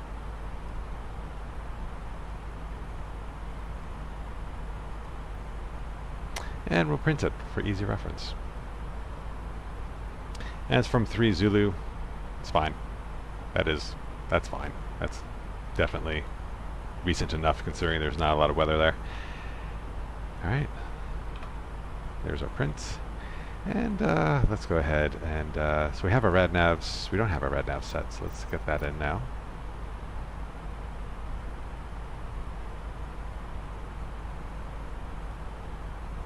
Anything here of note? Nope. So we have the VOR, which we'll definitely want. And seems to be all that's relevant for this. Okay, that's fine. Right. And then fuel prediction, just double check. Still looking good for our alternate if we need it. I don't think we will. The weather looks fine. And performance, let's get our approach information in. So QNH 1009. Temperature 33 degrees. Winds. 120 at 7 knots, so the variable between 60 and 150. That actually does make runway 7 right more appropriate, and looks like the winds have picked up a bit. But if it's swinging in that direction, you want to be as head-on as possible. So let's do 120, 7 knots.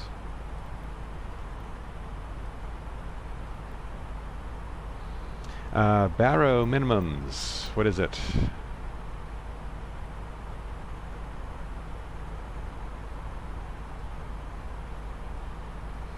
So this is assuming we have LNAV and VNAV. We are Cat C, so 362. But we don't have VNAV, so let's do it the right way. Let's put in, we don't even have LNAV, I don't think. But 460. Maybe we will get LNAV. Maybe it'll be like Innsbruck. Innsbruck gives you LNAV, but not VNAV. Alright, so 460 is in. And that is set. Oh, and configuration 3. And that's our approach speed, so a little faster. We should confirm that the runway is long enough to accommodate config 3. So we can check that real quick using the calculator. I mean, that should be long enough, but let's double check. So, landing calc. Airport ICAO, Victor Tango Sierra, got METAR. That all looks exactly what we expect. Oh, tried to like me making it too skinny. There we go. Runway altitude 32.18, so call 25. Runway heading is 69 degrees. Conditions are dry, no overweight. We do have reverse thrust. We want to do flaps 3. Runway slope, we'll just call it 0. Length in meters, 3828. Approach speed was at 143.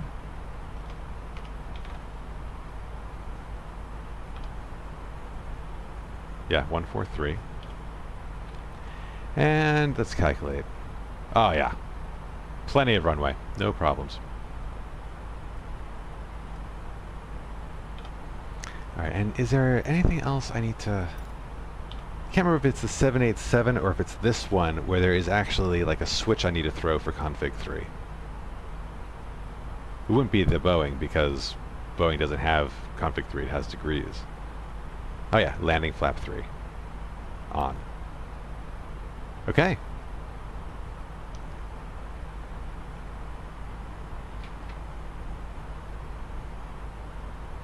See if I had anything on that.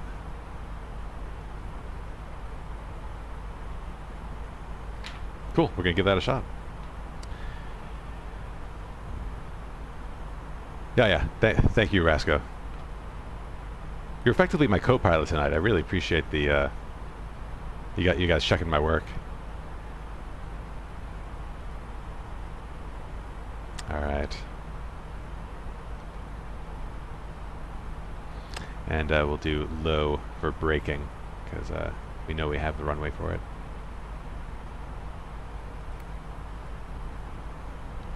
Anything else? I think we're good.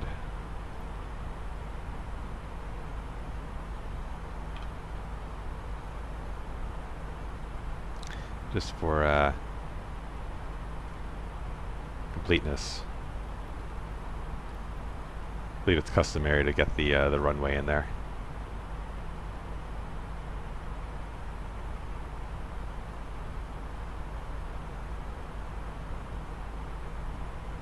Awesome. Oh yeah, daylight savings, man. It's real. I've been prepping my kids for it all week, moving their bedtime just slightly earlier each night. They haven't noticed yet.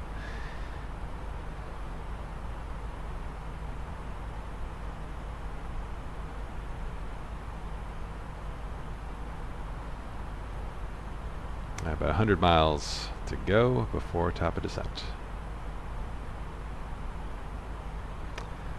Just get the desired altitude in the FMC. We're going to 12,000 feet. Oh, I did not check transition altitude. I believe it looked pretty high. It's pre-filled at 19,000 feet. Let's just confirm that's correct.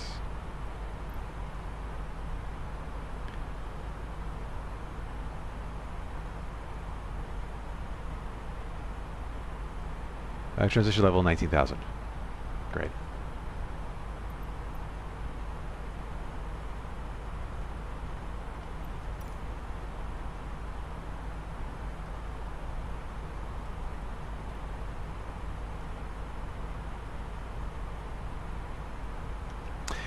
Yeah, I think I could use managed descent, but again, the fly-by-wire is not perfect. So I'll demonstrate when we get closer. But if I move to constraints, some waypoints will have the altitude restrictions and others won't. And generally, it follows the right restriction. I did notice a bug at one point where it actually adhered to the next restriction. So if your next waypoint had a 10,000 feet restriction, the one ahead of it was 8,000, it would adhere to the 8,000 even though you hadn't reached the 10,000 point yet. So I haven't really played around with managed descent since I noticed that bug. They may have fixed it since then. I haven't tried it.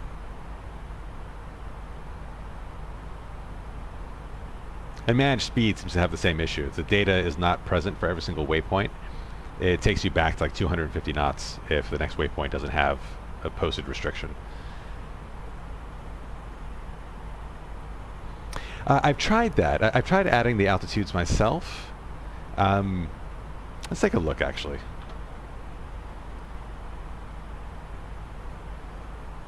So as you can see, that there are no there's the 12,000 at Vickal. Oh, that's the right one. That's the right one. And then it's 7,000.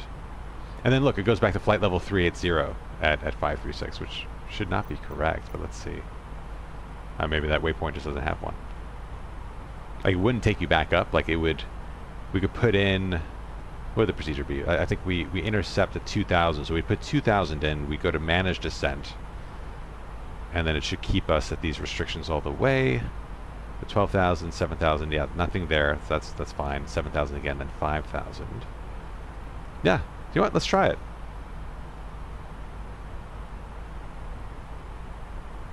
Oh yeah. If I'm doing open descent, that's exactly what I do, and that's what I just did, right? So like it's set to 12,000, but we're not actually descending yet. But let's try managed descent. Why not? We'd only probably be able to engage it though once we're inbound to Vickal, because I think if there's nothing here, that there's nothing like for Alsace and we're not there yet, it would go down to 2,000. But we'll play with managed descent. We'll see what results we get. And you see the speed restrictions are here for some. So there's 250, which is standard. Then there's 230. But then I think if this doesn't have a speed restriction, I think it would take you back to 250. At least that's what it did when I last tried it. Will it let me put in... Will it allow me to put 230 for everything else? Well, at this point, we would be in approach mode anyway. So we would go to green dot speed. Oh yeah, Rasco, you and I, we're on the same wavelength. That's exactly right. So once we hit the cell, we would go to green dot and then the appropriate speeds for each flap setting. But my question would be like between 250 and here. So like let me try to put in a speed. Let's fill in the gaps here. Oh, let me click on it, man. There we go. 3230. Alright, let's do it again for the next one.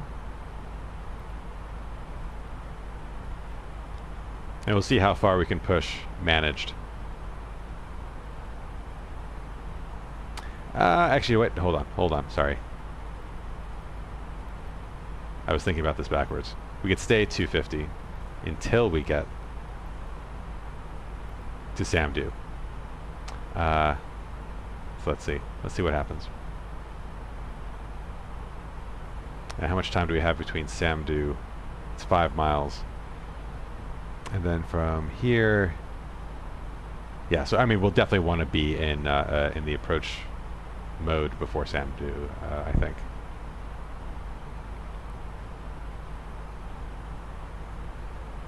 Alright, where are we on top of descent? We're starting to get close now.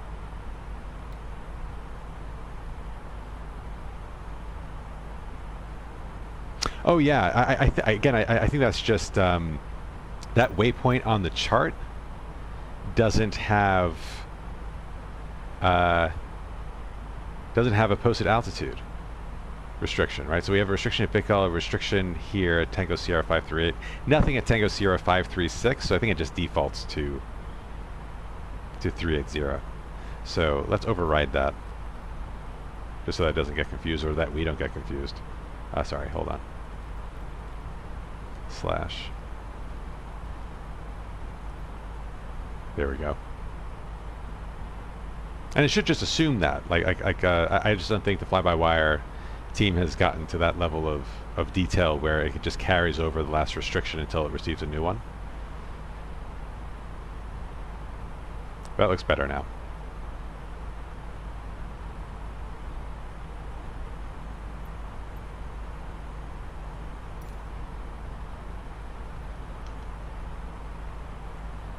All right, 45-ish miles.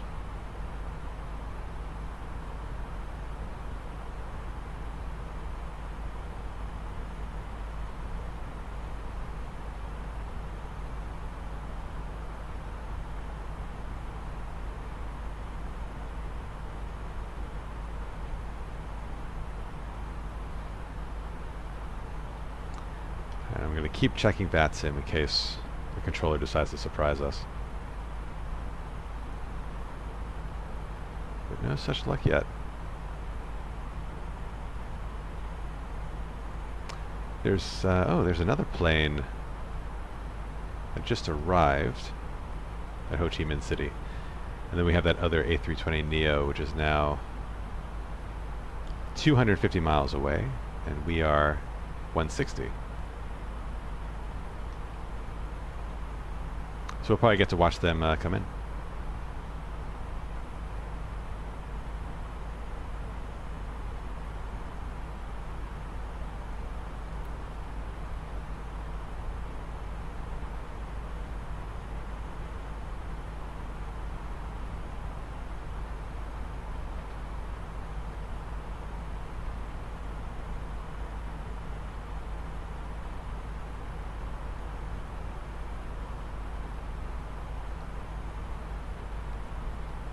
Oh yeah, so that's it says flap 3. So just indicating that we have the flap 3 setting enabled. But what does GPWS stand for again? I'm blanking now.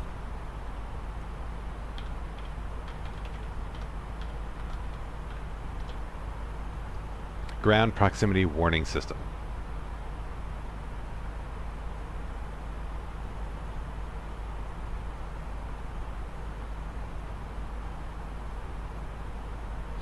That makes sense, because one of the landing checklist items is flaps full, so it'll probably just reset to flaps 3.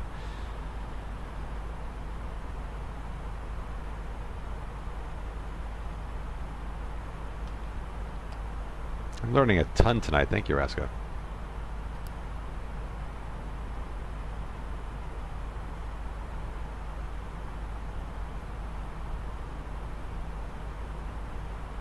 Now, this was really the whole reason why I started streaming on Twitch. One is to make crews more fun. I could actually chat with people. But two, to share things that I've learned on this, but also to learn from other sim or aviation enthusiasts. Because there's that one CFI on YouTube. I forget his name. But he often says something along the lines of a good pilot is always learning. I think a good human is always learning, but we can make it specific to pilots, that's fine.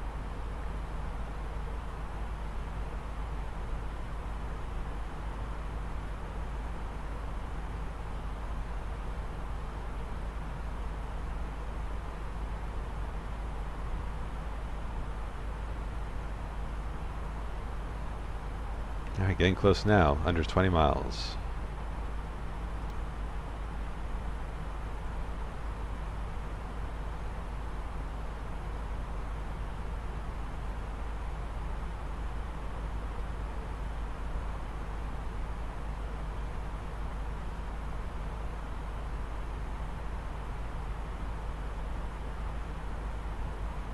Yeah, definitely. Again, very appreciative, Rasco, for the input. As we get ready to descend, we'll set our TCAS to below.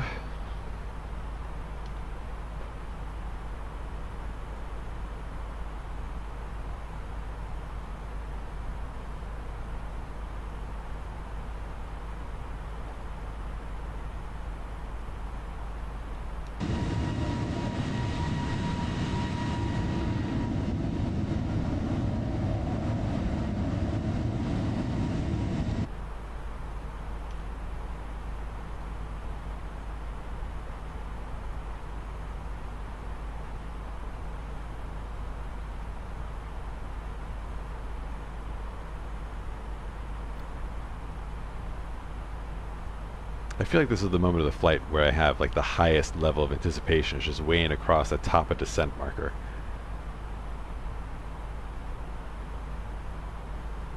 That's when the action starts.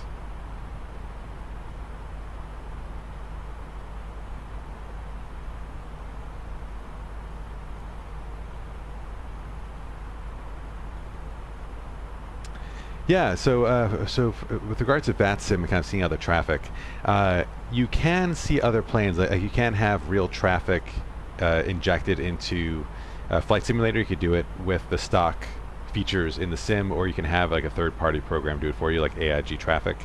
But you can turn it completely off. So when I fly, I only have VATSIM traffic enabled, and vPilot, which is the client I use for Microsoft Flight Simulator, injects the VATSIM. Here we go, sorry, we're about to descend. And open descent. Let's see. Alright, N1 is pulling back, thrust is decreasing, and negative vertical speed is decreasing as well, so that's all good. So the VATSIM, the vPilot client injects the VATSIM traffic, and I leave all other traffic off. So the only planes I see are the VATSIM, other VATSIM players. From the flight deck, ladies and gentlemen, as you may have noticed, we have begun our initial descent down to our destination. Now would be a good time to wrap up any business you need to take care of as we prepare for our approach. If you are up, once you return to your seat, we ask that you remain seated till the aircraft arrives safely at the gate. Flight attendants, please prepare the cabin for arrival. That's right. You can have real-life planes simulated, and Microsoft Flight Simulator does a decent job of injecting real traffic. But AIG Manager, which is a free mod, it's really hard to set up. It's a real pain in the ass, and also downloading all the libraries for it takes forever. But if you're willing to put in the legwork for a free mod, it does a fantastic job, kind of getting a fuller amount of traffic in the sim. And then if you don't want to use like live traffic, you can just have AI traffic, like just flight sim generated traffic randomly inserted as well. So you have a few options.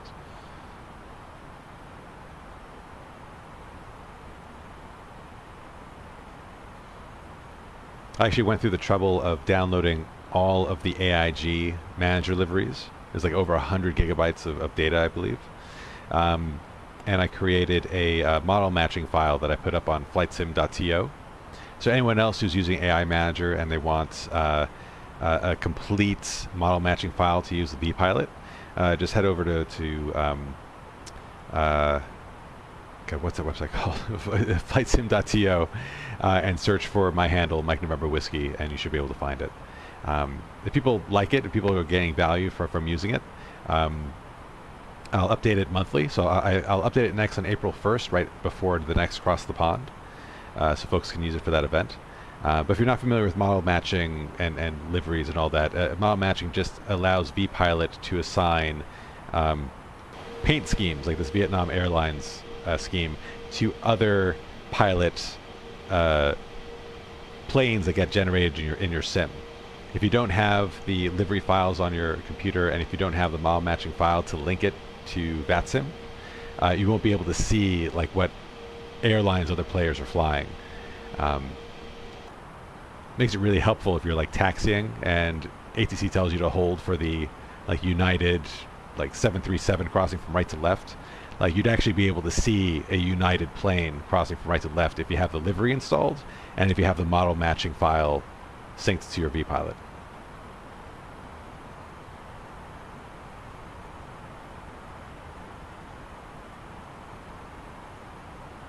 All right, down we go. Since we've cleared ourselves to descend below the transition level, we can actually go to local QNH anytime. And 1009, I believe that is correct. Double check over here. Yep, 1009.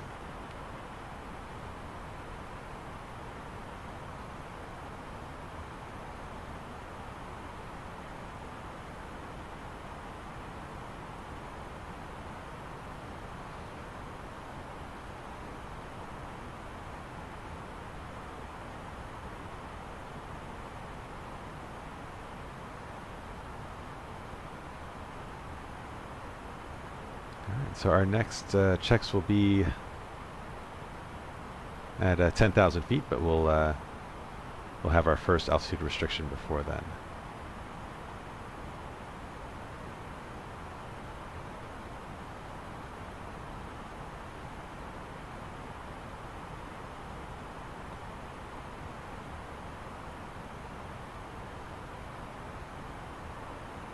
Oh.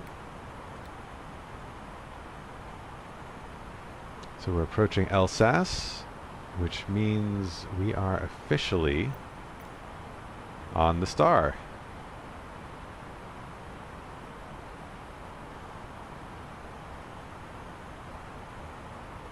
Right, there's Alsace, and we're now direct.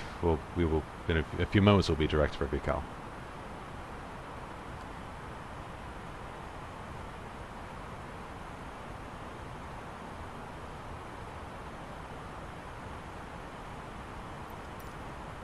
Ah, and there's land ahead. Kind of snuck up on us, eh?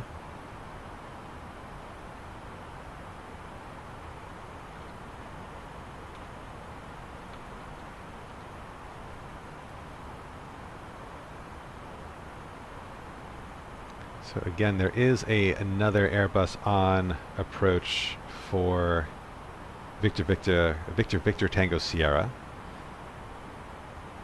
They're now tracking 170 miles away from the airport. We are 74 miles away, so we're definitely a bit ahead of them. But we'll make sure to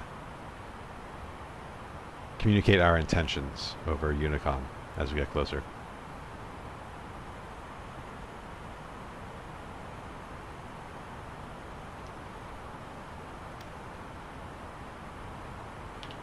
All right, and here's our approach for tonight.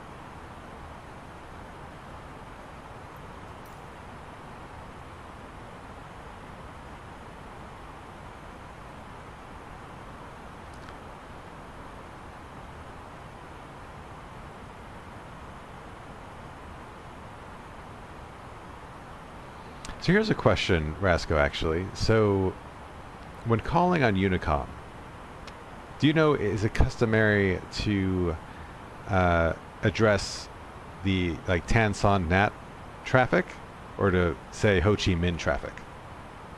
I'd imagine Tan Son Nhat traffic, since folks know specifically what airport you are entering the traffic pattern for, in case there are multiple airports. I think I just answered my own question. So I think when I call Unicom, I'll say Tan Son Nhat traffic, just to make it clear.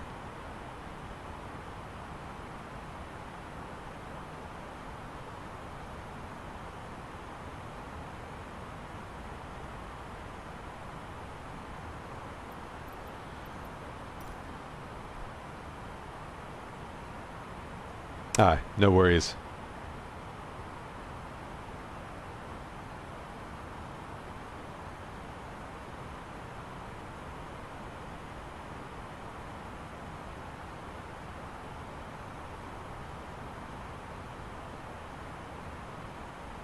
So it looks like we will be on the ground in roughly 15 minutes.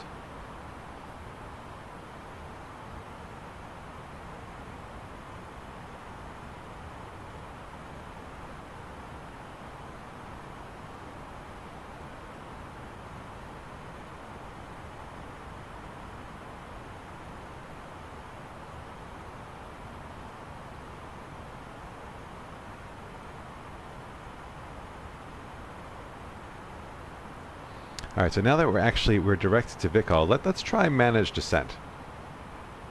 So I'm going to manage descent now, and let's get that set to our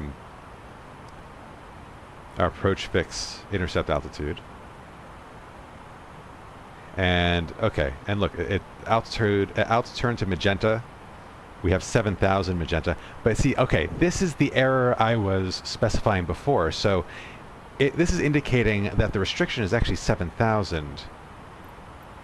But you know what? That is correct. That is correct. It wouldn't actually stop at 12,000 because 12,000 is the upper bound at VCAL. But the next lower bound restriction is actually at Tango Sierra 538. So this is working correctly from that point of view.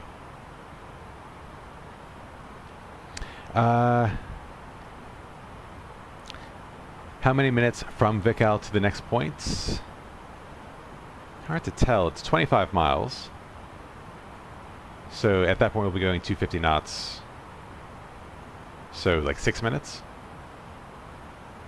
But we'll get to VCAL in 3 minutes.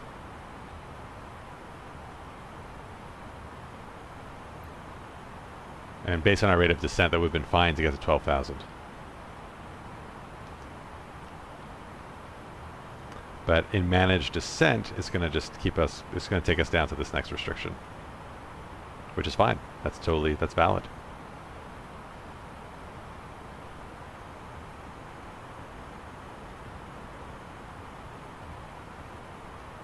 And then it should keep us there until Tango Sierra 534.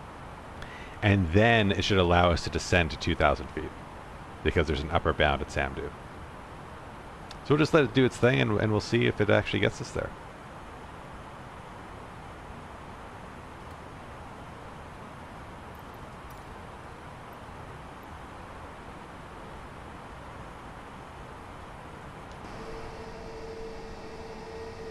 Pretty cool seeing the land approach.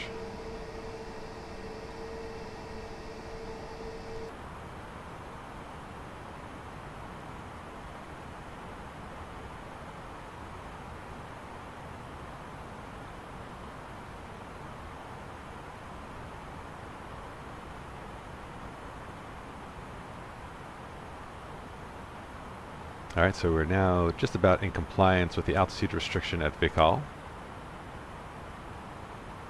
Brighten this up a bit because the sun is real.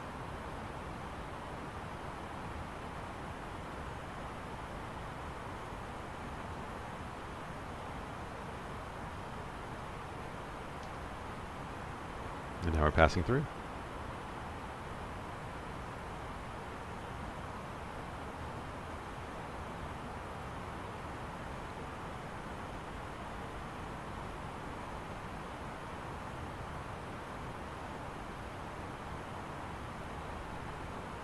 Alright, we're approaching 10,000 feet, so we are going to pitch up to allow the plane to slow down to 250 knots. At this point, we'll do our 10,000 feet checks. We'll get our constraints on display, and we'll get our landing lights on.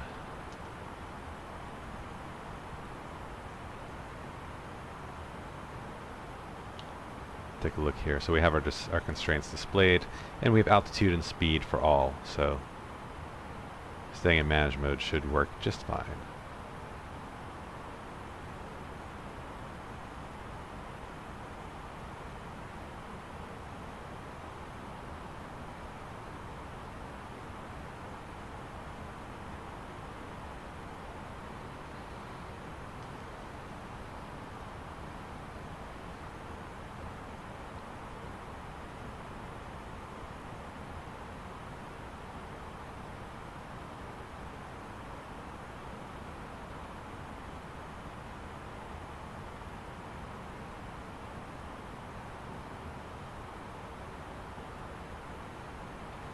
At this point, let's do our approach checklist. Briefing is confirmed, ECAM status is checked, landing distance is confirmed, seatbelts are coming on. Bow RF is set, minimums are set, and engine mode is set to normal. Approach checklist is complete.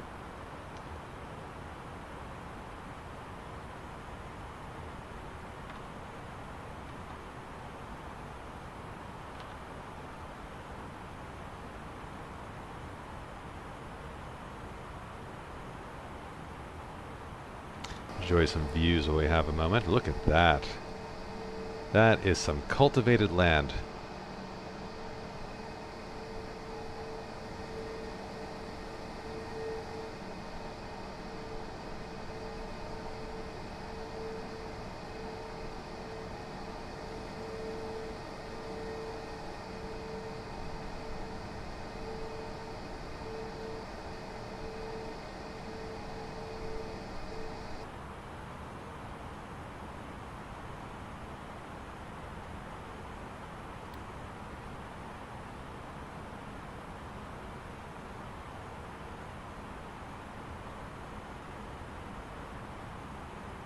I love seeing like the shadows that get cast on the ground by the clouds. It's really cool. So in terms of specs, I'm running a 3080 Ti on ultra settings, getting about 45 frames per second at the moment. Running a bit of an older processor, the previous generation Ryzen, I think a 3850X. 32 gigs of RAM. It runs really well.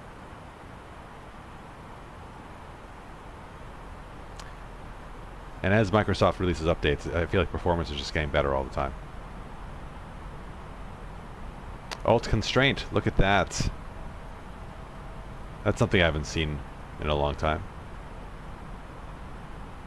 No, these are stock clouds. Just the cloud settings are on ultra. I have tried weather mods like Rex simulations, which is pretty good.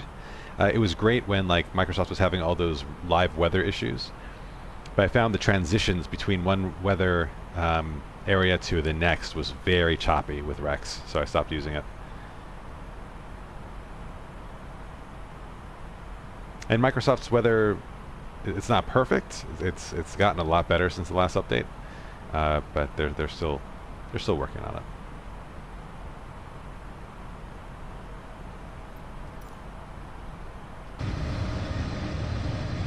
I want to see if I can get any epic screenshots.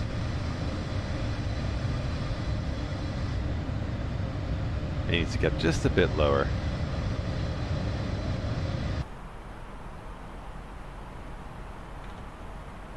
Let's see how our friend is doing on his approach. Still unclear what runway he's going for. But he's close now. 90 miles to go.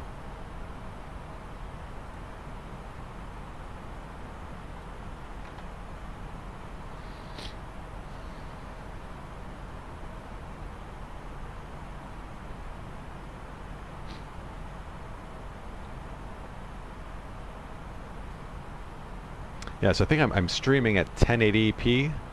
I'm running at home at 2K, and it's just, oh, it looks so good.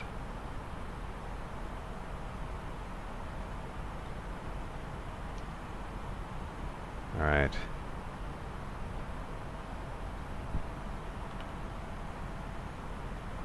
A couple more waypoints at 7,000, and then we'll see if it will get us down to 2.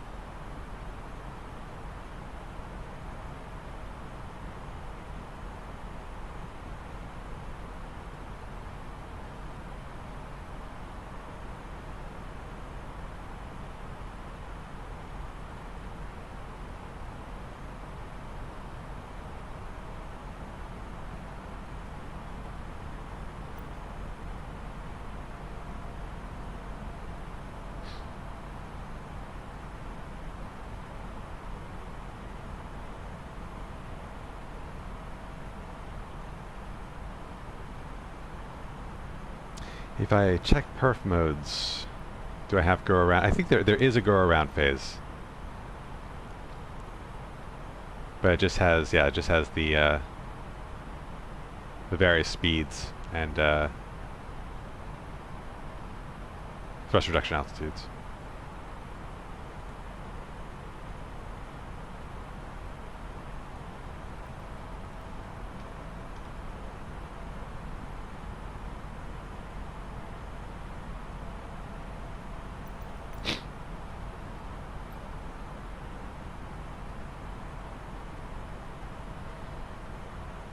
Alright, I'm just going to make a Unicom announcement just to kind of establish communications there.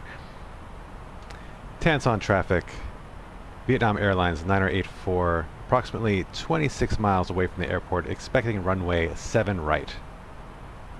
Tan Son traffic.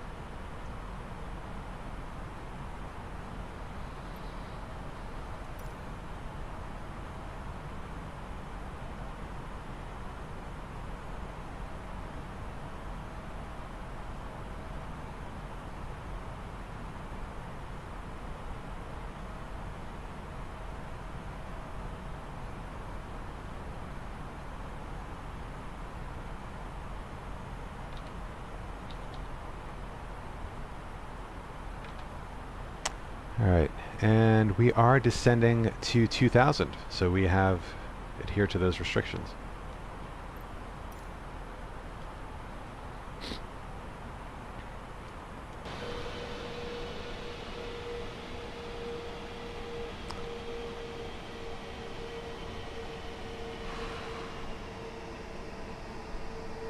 I should get back inside just now, but I just wanted to kind of see this.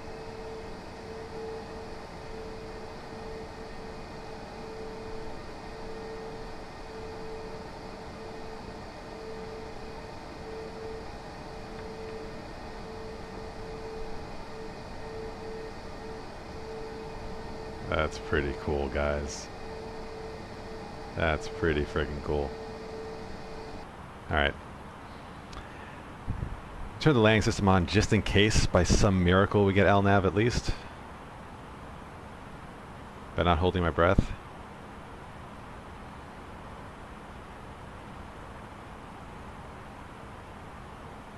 And we'll make sure we're in approach phase before we get to Samdu. I was just curious if we would actually start slowing down. No indication of it yet.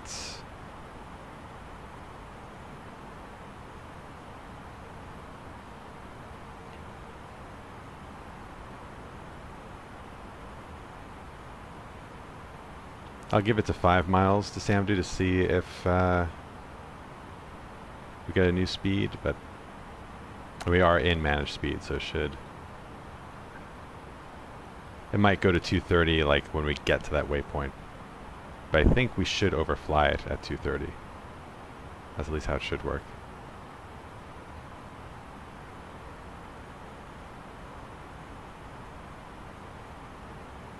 Alright, well I don't want to wait any longer to find out. Let's go into the approach phase now. Start slowing down to green dot speed.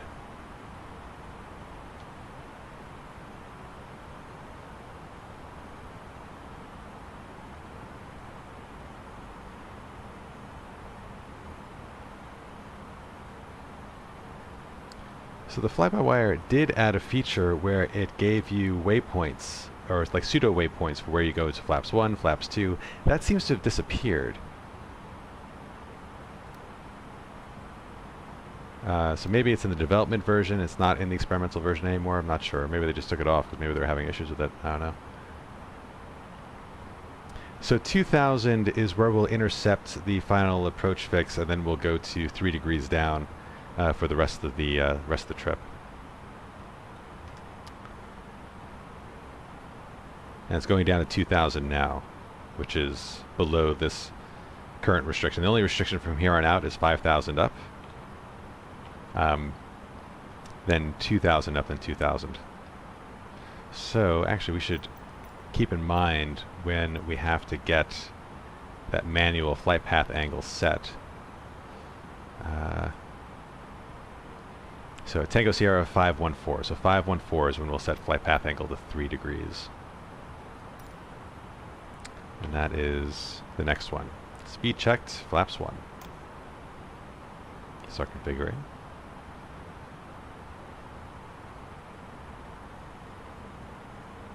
I'm going to try arming the approach phase, but yeah, as expected, there's no lateral or vertical guidance available, so we're kind of on our own.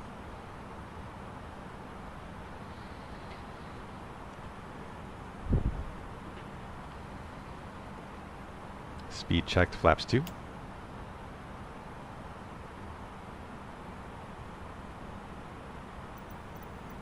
Keep forgetting the name of the friggin' airport to make my radio calls.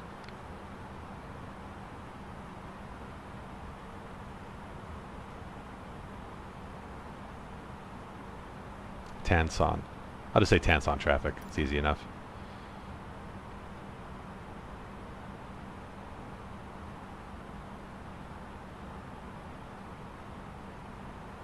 Tansan traffic, Vietnam Airlines 9084 is on 10-mile final for runway 7 right. Tansan traffic. 2,500. Radio altimeter is alive. Gear down. Spoilers armed. Lights coming on.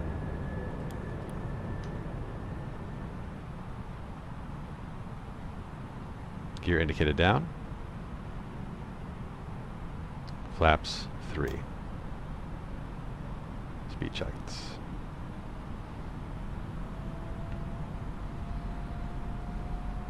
Alright, so this is where it gets a little, we'll get a little manual. So getting onto flight path angle. And once we cross that next waypoint, we'll set it to -3 degrees. That should take us on the appropriate descent angle all the way to the runway.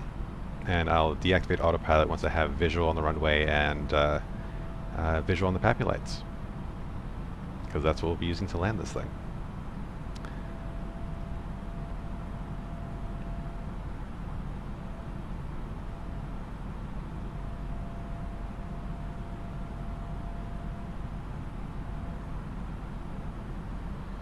Alright, let's start getting that dialed in.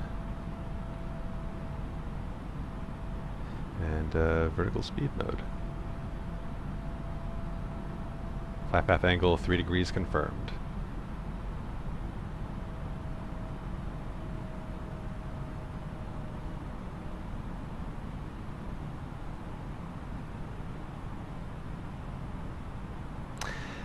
Alright, let's inform the cabin crew. And a landing checklist. Cabin crews advise auto throttles and speed. We'll need it. Auto brake is set to low. ECAM memo landing no blue. Landing checklist is complete for this flap 3 configuration landing. Oh boy.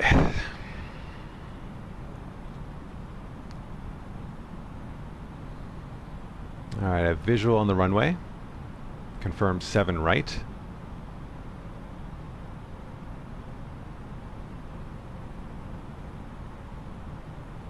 Still on autopilot, the approach angle looks good.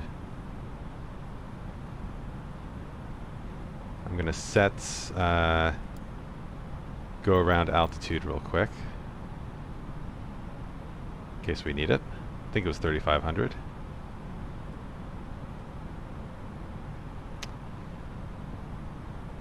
Oh, 3,000.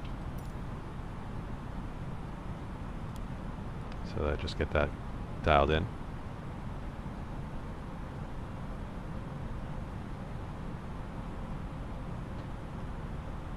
$1,000. 1,000. Alright, we're looking a bit high. I see 1 red, so I'll just make the angle a bit more extreme. I see all whites now, actually.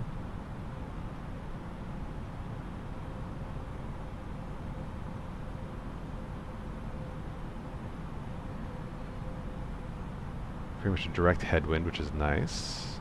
1 red. Go manual now. Autopilot off. Minimum 400. Continue. Still a bit high, and now we're on the glide path. Pull up just slightly. Keep those pappies 200. nice and red and white. Stay straight. I'm a little under, but that's fine. We were making the 100. runway. 50, 40, 30, 20, retard. 10, 5, Reverse green. Decel. Little left of center, but not too bad.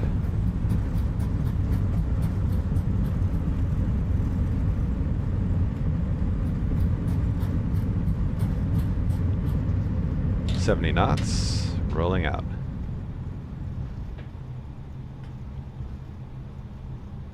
Alright, we'll take the next available exit to the right.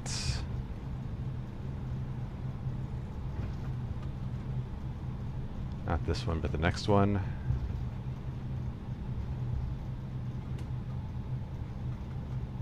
Alright, that was pretty good. I'm quite happy with that. Thank you, Rasco. I'll need to go back and check what my descent rate was at touchdown. It should have flashed on your screen, but I have no idea what it said unless I look at the video. But hopefully it was under 250 feet per minute. That's the goal.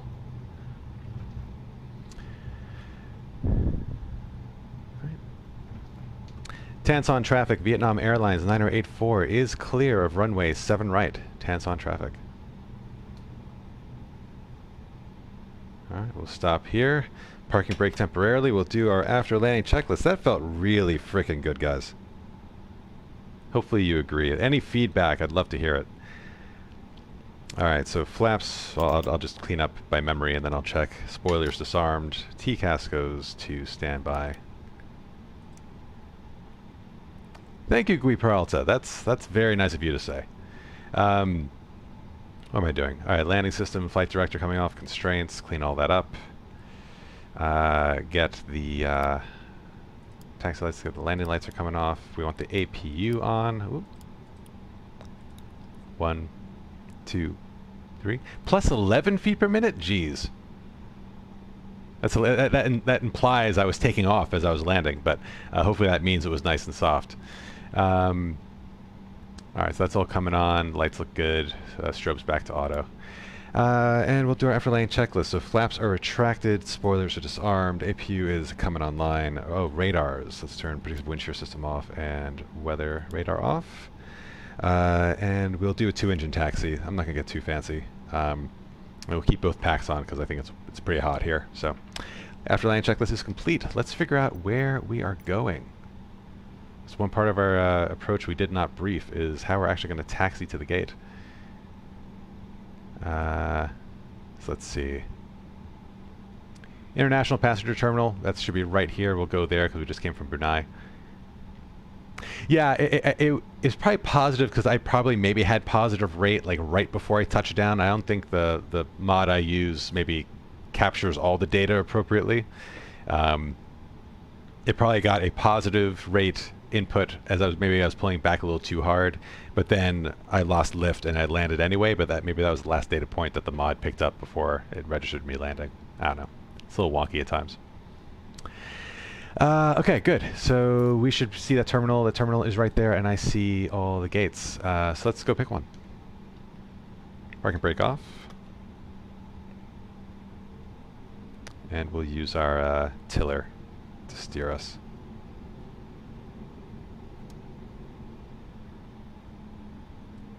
Yeah, probably. I'm sure there was just some delay. I'm using I think it's called like Fly Live Wire is the mod. It's what gives me the toolbar at the top, but it also calculates a landing rate. I plug that into OBS. Actually, let's pull in here to get closer. I want to see. Usually Flight Sim gives me or has a gate in mind that they want me to go to. Usually it's the one that has like all the services. Oh, I see a plane in pre-flight down there. And I think I did see that on VATSIM. So let's go see if model matching is working. So let's go park next to that guy.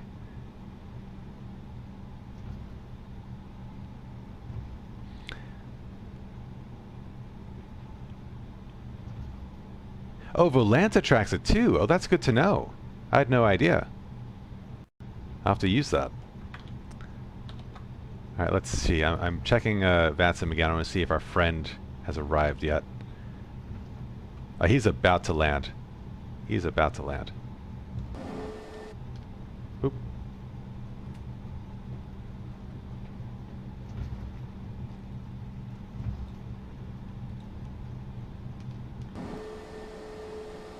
I think he was coming the opposite direction. So he should be landing right behind us, maybe? Oh yeah, there he comes. Alright, I'm going to just come to a stop temporarily. I want to see this guy come in. Alright, so we were runway 7 right. He's coming in. He chose the other runway. Hopefully, either by luck or he knew to avoid us. The lights on the VATSIM planes are still weird. They appear like off the plane. But from a distance, it doesn't really matter. So there is a livery, so it is matching to something. Kind of, is it a China Southern? Oh yeah, it might be like a China Southern. So that looks to be matching correctly. All right, let's pull this corner. Let's get closer to that other guy on the ground, and see if model matching is working for him as well. I'm disappointed though because I didn't hear any radio calls. I'm definitely on. I am on Unicom. You know, like we could have totally crashed into each other.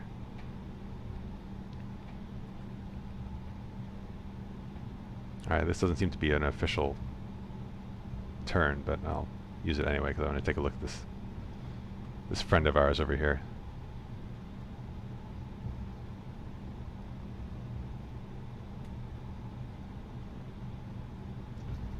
Alright, what kind of plane is that? WestJet. That doesn't seem right. I'll have to check his call sign. Alright, let's pull into this stand over here.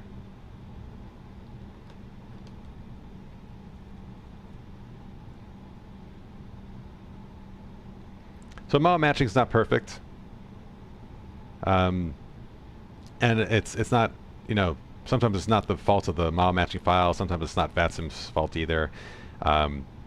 Sometimes players put in the wrong call sign, but sometimes Microsoft just decides to do whatever the hell it wants. Honestly. All right.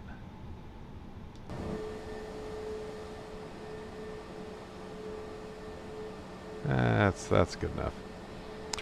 So parking brake is on. Let's get these lights off so I don't blind anybody on the ground. I always forget to do that.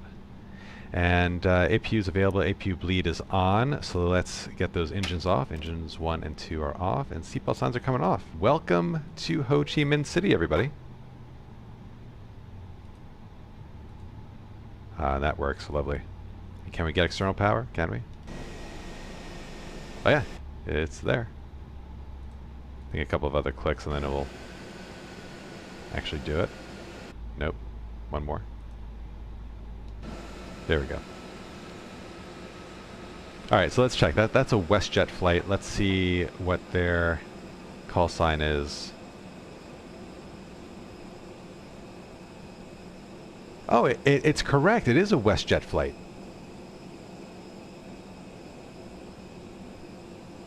Nice. And there's another plane.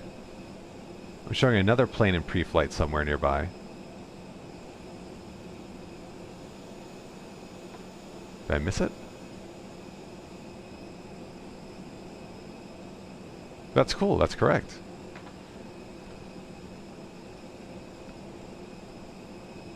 So yeah, guys, go download my file. It seems to be working. There's WestJet. There's MKG. Should be just on the other side of the apron there. So I'm going to go to the drone cam real quick. You guys will indulge me. Ah.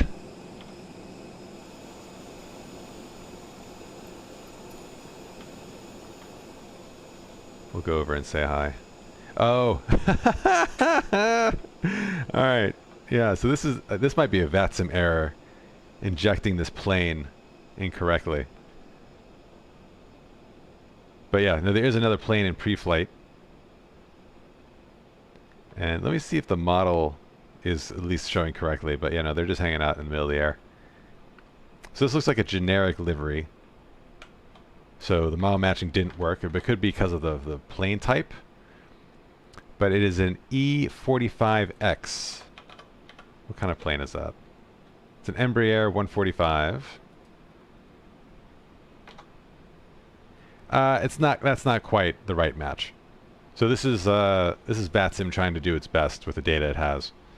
So I may not have this airline model, and I may not have this like call sign loaded up, but oh yeah, it could be a senior error as well. Totally true. But yeah, it's fun to actually get to test this. And I did notice something else, guys. I think we just missed ATC coverage. We would have had Singapore Center online, and that was a good portion of our cruise, but unfortunately, no ATC tonight. But we did get to see some friends at the airport.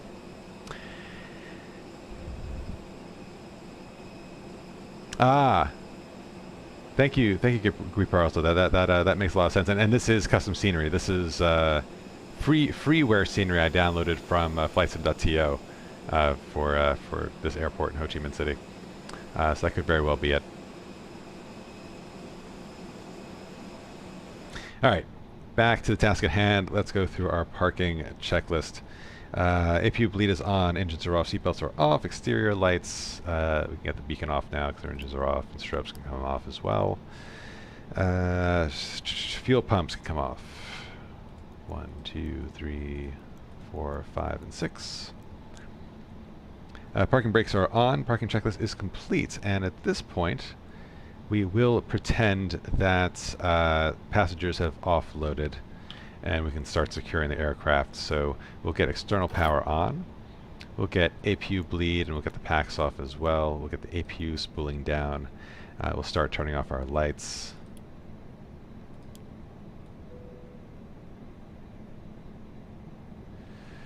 Get the flap setting off, crew supplies off, get the IRSs off as well. And that is looking pretty good for the overhead panel for now. This is where I go a little nuts. If folks have seen me shut down the plane in the past, I just turn everything down. I've taken the advice to heart that like airlines want to save every minute of pixel life on all their displays to the extent humanly possible. So I indulge myself that by turning all the lights down. I got the VOR off. Oh, I already turned that down.